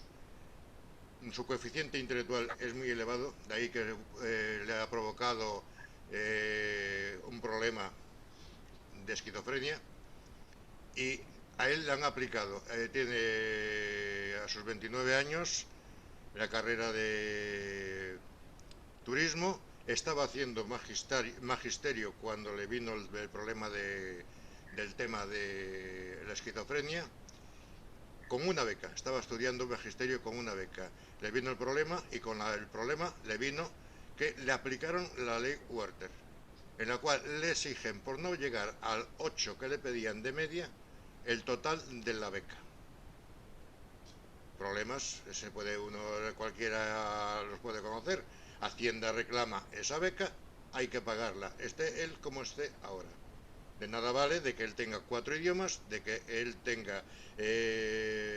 sea músico porque es su gran pasión, la música, que toque violín, que toque piano, que toque guitarra. De nada tiene que ver que haya hecho turismo, de nada tiene que ver que intente superarse cuando el mismo Estado lo está aplastando. Eso por un lado. Por otro lado, yo soy de una tierra donde son dos culturas. A un lado, a una margen tenemos la cultura española y a la margen de enfrente la cultura lusitana. nos hemos desarrollado entre nosotros siempre en fraternidad. De lo cual hay un lema que entre todos cualquier veterano nos decía, cuenta solamente en este mundo con 3 personas, con el maestro para que te enseñe, con el abogado para que te defienda, con el abogado para que te defienda y no entres en la cárcel, y con el médico para que te salve la vida. Solamente estas 3 personas, por lo cual hay cosas que nosotros aquí nos alarmamos mucho cuando oímos que familias abandonan o no saben decirle o no saben poner al maestro en su lugar, porque yo no culpo al maestro que sepa enseñar o no sepa enseñar.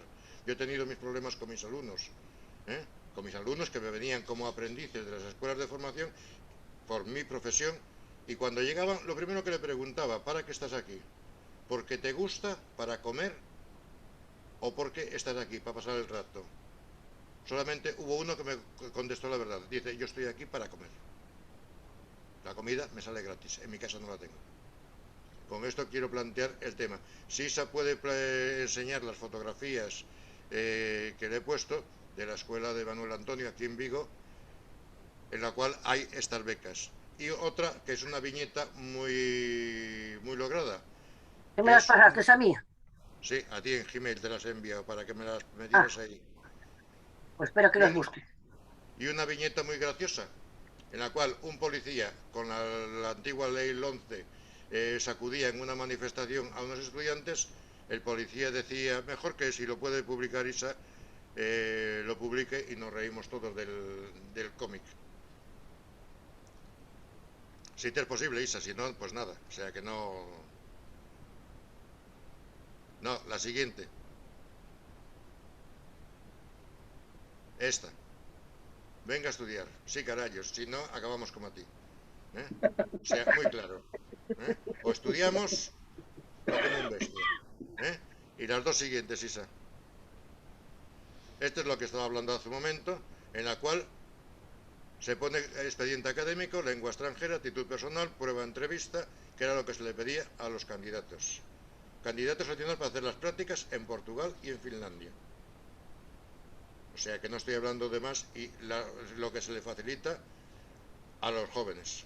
Hay otra más en la cual había unos seleccionados, entre ellos está Flavio, que es el pariente mío, y lo que se le pedía.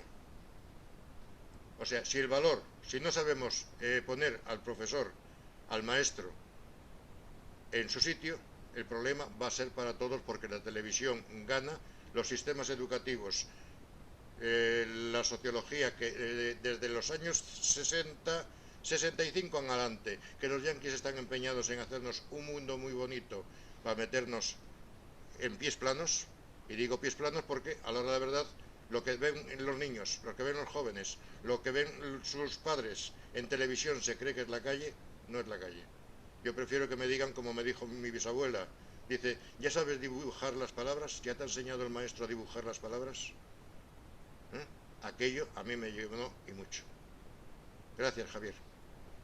A ti, cuentas. Una de tu pariente, una vergüenza. Cuando las becas, los criterios, antepone a criterios objetivos a las personas y no tienen en cuenta estas cosas, pues una pena.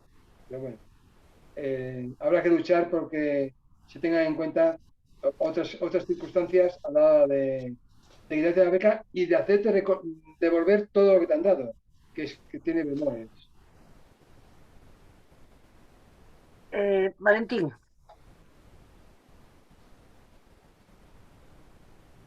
Hola, sí, buenas tardes. ¿Se me oye, no? Sí, sí. Es sí, que sí. Han salido tantos temas de aquí que hay para recrearse y valorarlos y mirar de qué forma tiramos para adelante.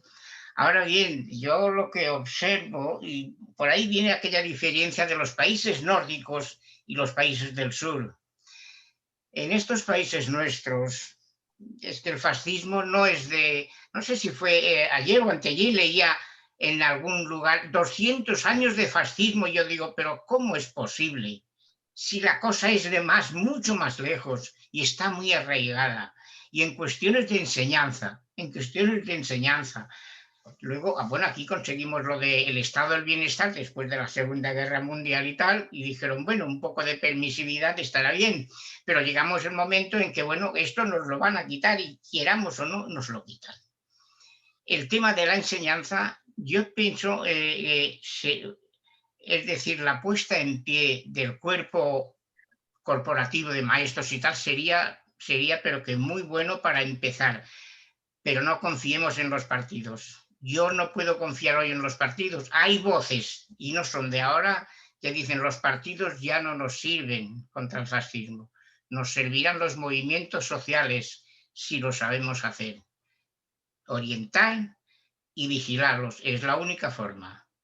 Y en ese sentido pienso que, bueno, pues no sé, quizás los maestros convocando huelgas y tal, pero será la sociedad quien, al margen de banderolas de unas y de otras, porque la izquierda real tiene mucho miedo, y no es miedo, es que es minoría, o al contrario, es mayoría, pero el miedo nos aterra a todos. Y cuidado a la hora de romper nada. Aquí no se puede romper nada si no son los votos. Y solamente los movimientos sociales, pienso yo, es una idea mía, que puede ser que podamos empujar al gobierno que haya de turno. Si es de la izquierda, haciéndole presión, se conseguirán las cosas, y si no, no habrán cambios. No, nada más, nada más. Gracias, señores. Luis, ¿algo más? Gracias, Valentín. Cuando has hablado de los fascismos, me ha venido una frase de Paulo Freire, que era un pedagogo brasileño, que decía que había neoanalfabetos. Saben leer y escribir, pero como no lo utilizan, digamos. Exacto. Y no son críticos, no lo hacen de forma crítica, la palabra. Sí. Solo hay un camino, que es el pensamiento crítico, ¿eh? Hay que plantarse, porque cuidado, si vemos la de Bolsa y la Manguera a través de los medios, los diarios, los periódicos, esto, lo otro, las empresas, la iglesia, es que es una bandera tan grande y todo eso entra en el cerebro, y todo eso nos entra. Y la única forma es plantarse y decir, por aquí no, pero claro, eso es el pensamiento crítico, hijo mío, no sé. En fin, nada más, gracias, señores. Sí, tiene razón, Luis, y tanto que es hijo mío. Bien, Luis, te leo de Santiago Tornero, que como no tiene micro, vuelvo a leértelo. El otro día dieron los datos estadísticos del abandono escolar en Cataluña, 17,4%. España, 16%. Unión Europea, 10%. Luis Javier, ¿hay propósito de corregir esta realidad desde las administraciones autonómicas y del Gobierno de España? Pero entonces, ¿por qué hay tanta temporalidad en el colectivo? Continúa. La educación y sanidad pública y de calidad. Nos suena, ¿verdad? Y continúa aquí, después los 70 no ha vuelto a haber una movida tan general como entonces, por reivindicaciones laborales y también sociales. Y creo que ya no me queda nada por leer de él. Sí, queda otra. Es un problema del país, lo que me lleva a preguntar cuáles son las prioridades en las necesidades que atender si en 40 años de democracia, y lo pone entre comillas, no hemos sabido fortalecer el sistema educativo, profesionales, estudiantes y clases trabajadoras. Hemos de reaccionar ya. Y ahora sí creo que ya está. Pues mira, de evaluación de la calidad es de escándalo. Sí. Espera, que queda aquí. La crisis social y económica que estamos atravesando es un tsunami que emerge como un iceberg. En este momento aparecen los déficits de recursos en la atención a la salud mental que se vive en los hogares, y los niños y niñas manifiestan. Ya se asume que la próxima ola de salud vendrá con los problemas mentales. Y ahora sí que creo que acabé. Bueno, dice muchas cosas. Te puedo contestar. Bueno, en cuanto que el tema de fracaso escolar todos los políticos cuando tengan una responsabilidad de educación dicen que sí, que hay que hacer cosas y tal, pero bueno, palabras. Creo que nadie se ha plantado en serio, o si se ha planteado en serio, esto sería otra cosa. Yo me acuerdo cuando estaba en el colegio que calculábamos que un 25% de alumnos no sacaba la EGB. Hemos mejorado algo, pero no estamos todavía para tirar cohetes. En 40 años hemos bajado un 8%, ¿no? Poco es. La temporalidad, que es un problema endémico, pero es en toda la administración. Si no se convocan vacantes, perdón, no se convocan oposiciones o forma de proveer los puestos de funcionarios o de maestros o de lo que sea, no se puede, se tienen que cubrir con interinos. Y cada vez hay más. De hecho, Europa nos ha dado un toque de atención de que el tanto por ciento de personal interino que hay en la administración es inadmisible. Y hay una promesa del gobierno en que estos próximos años va a haber una gran cantidad de plazas de todo tipo, policía, bomberos, sanitarios y de educación.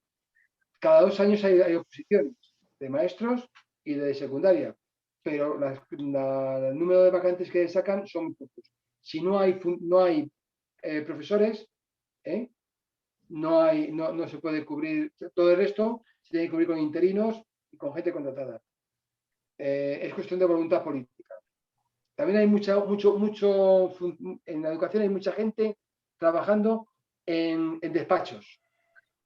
Soy profesor de un instituto y me llama, oye, ¿quieres venirte a la Dirección General de Formación a trabajar? Y te dan una comisión de servicios.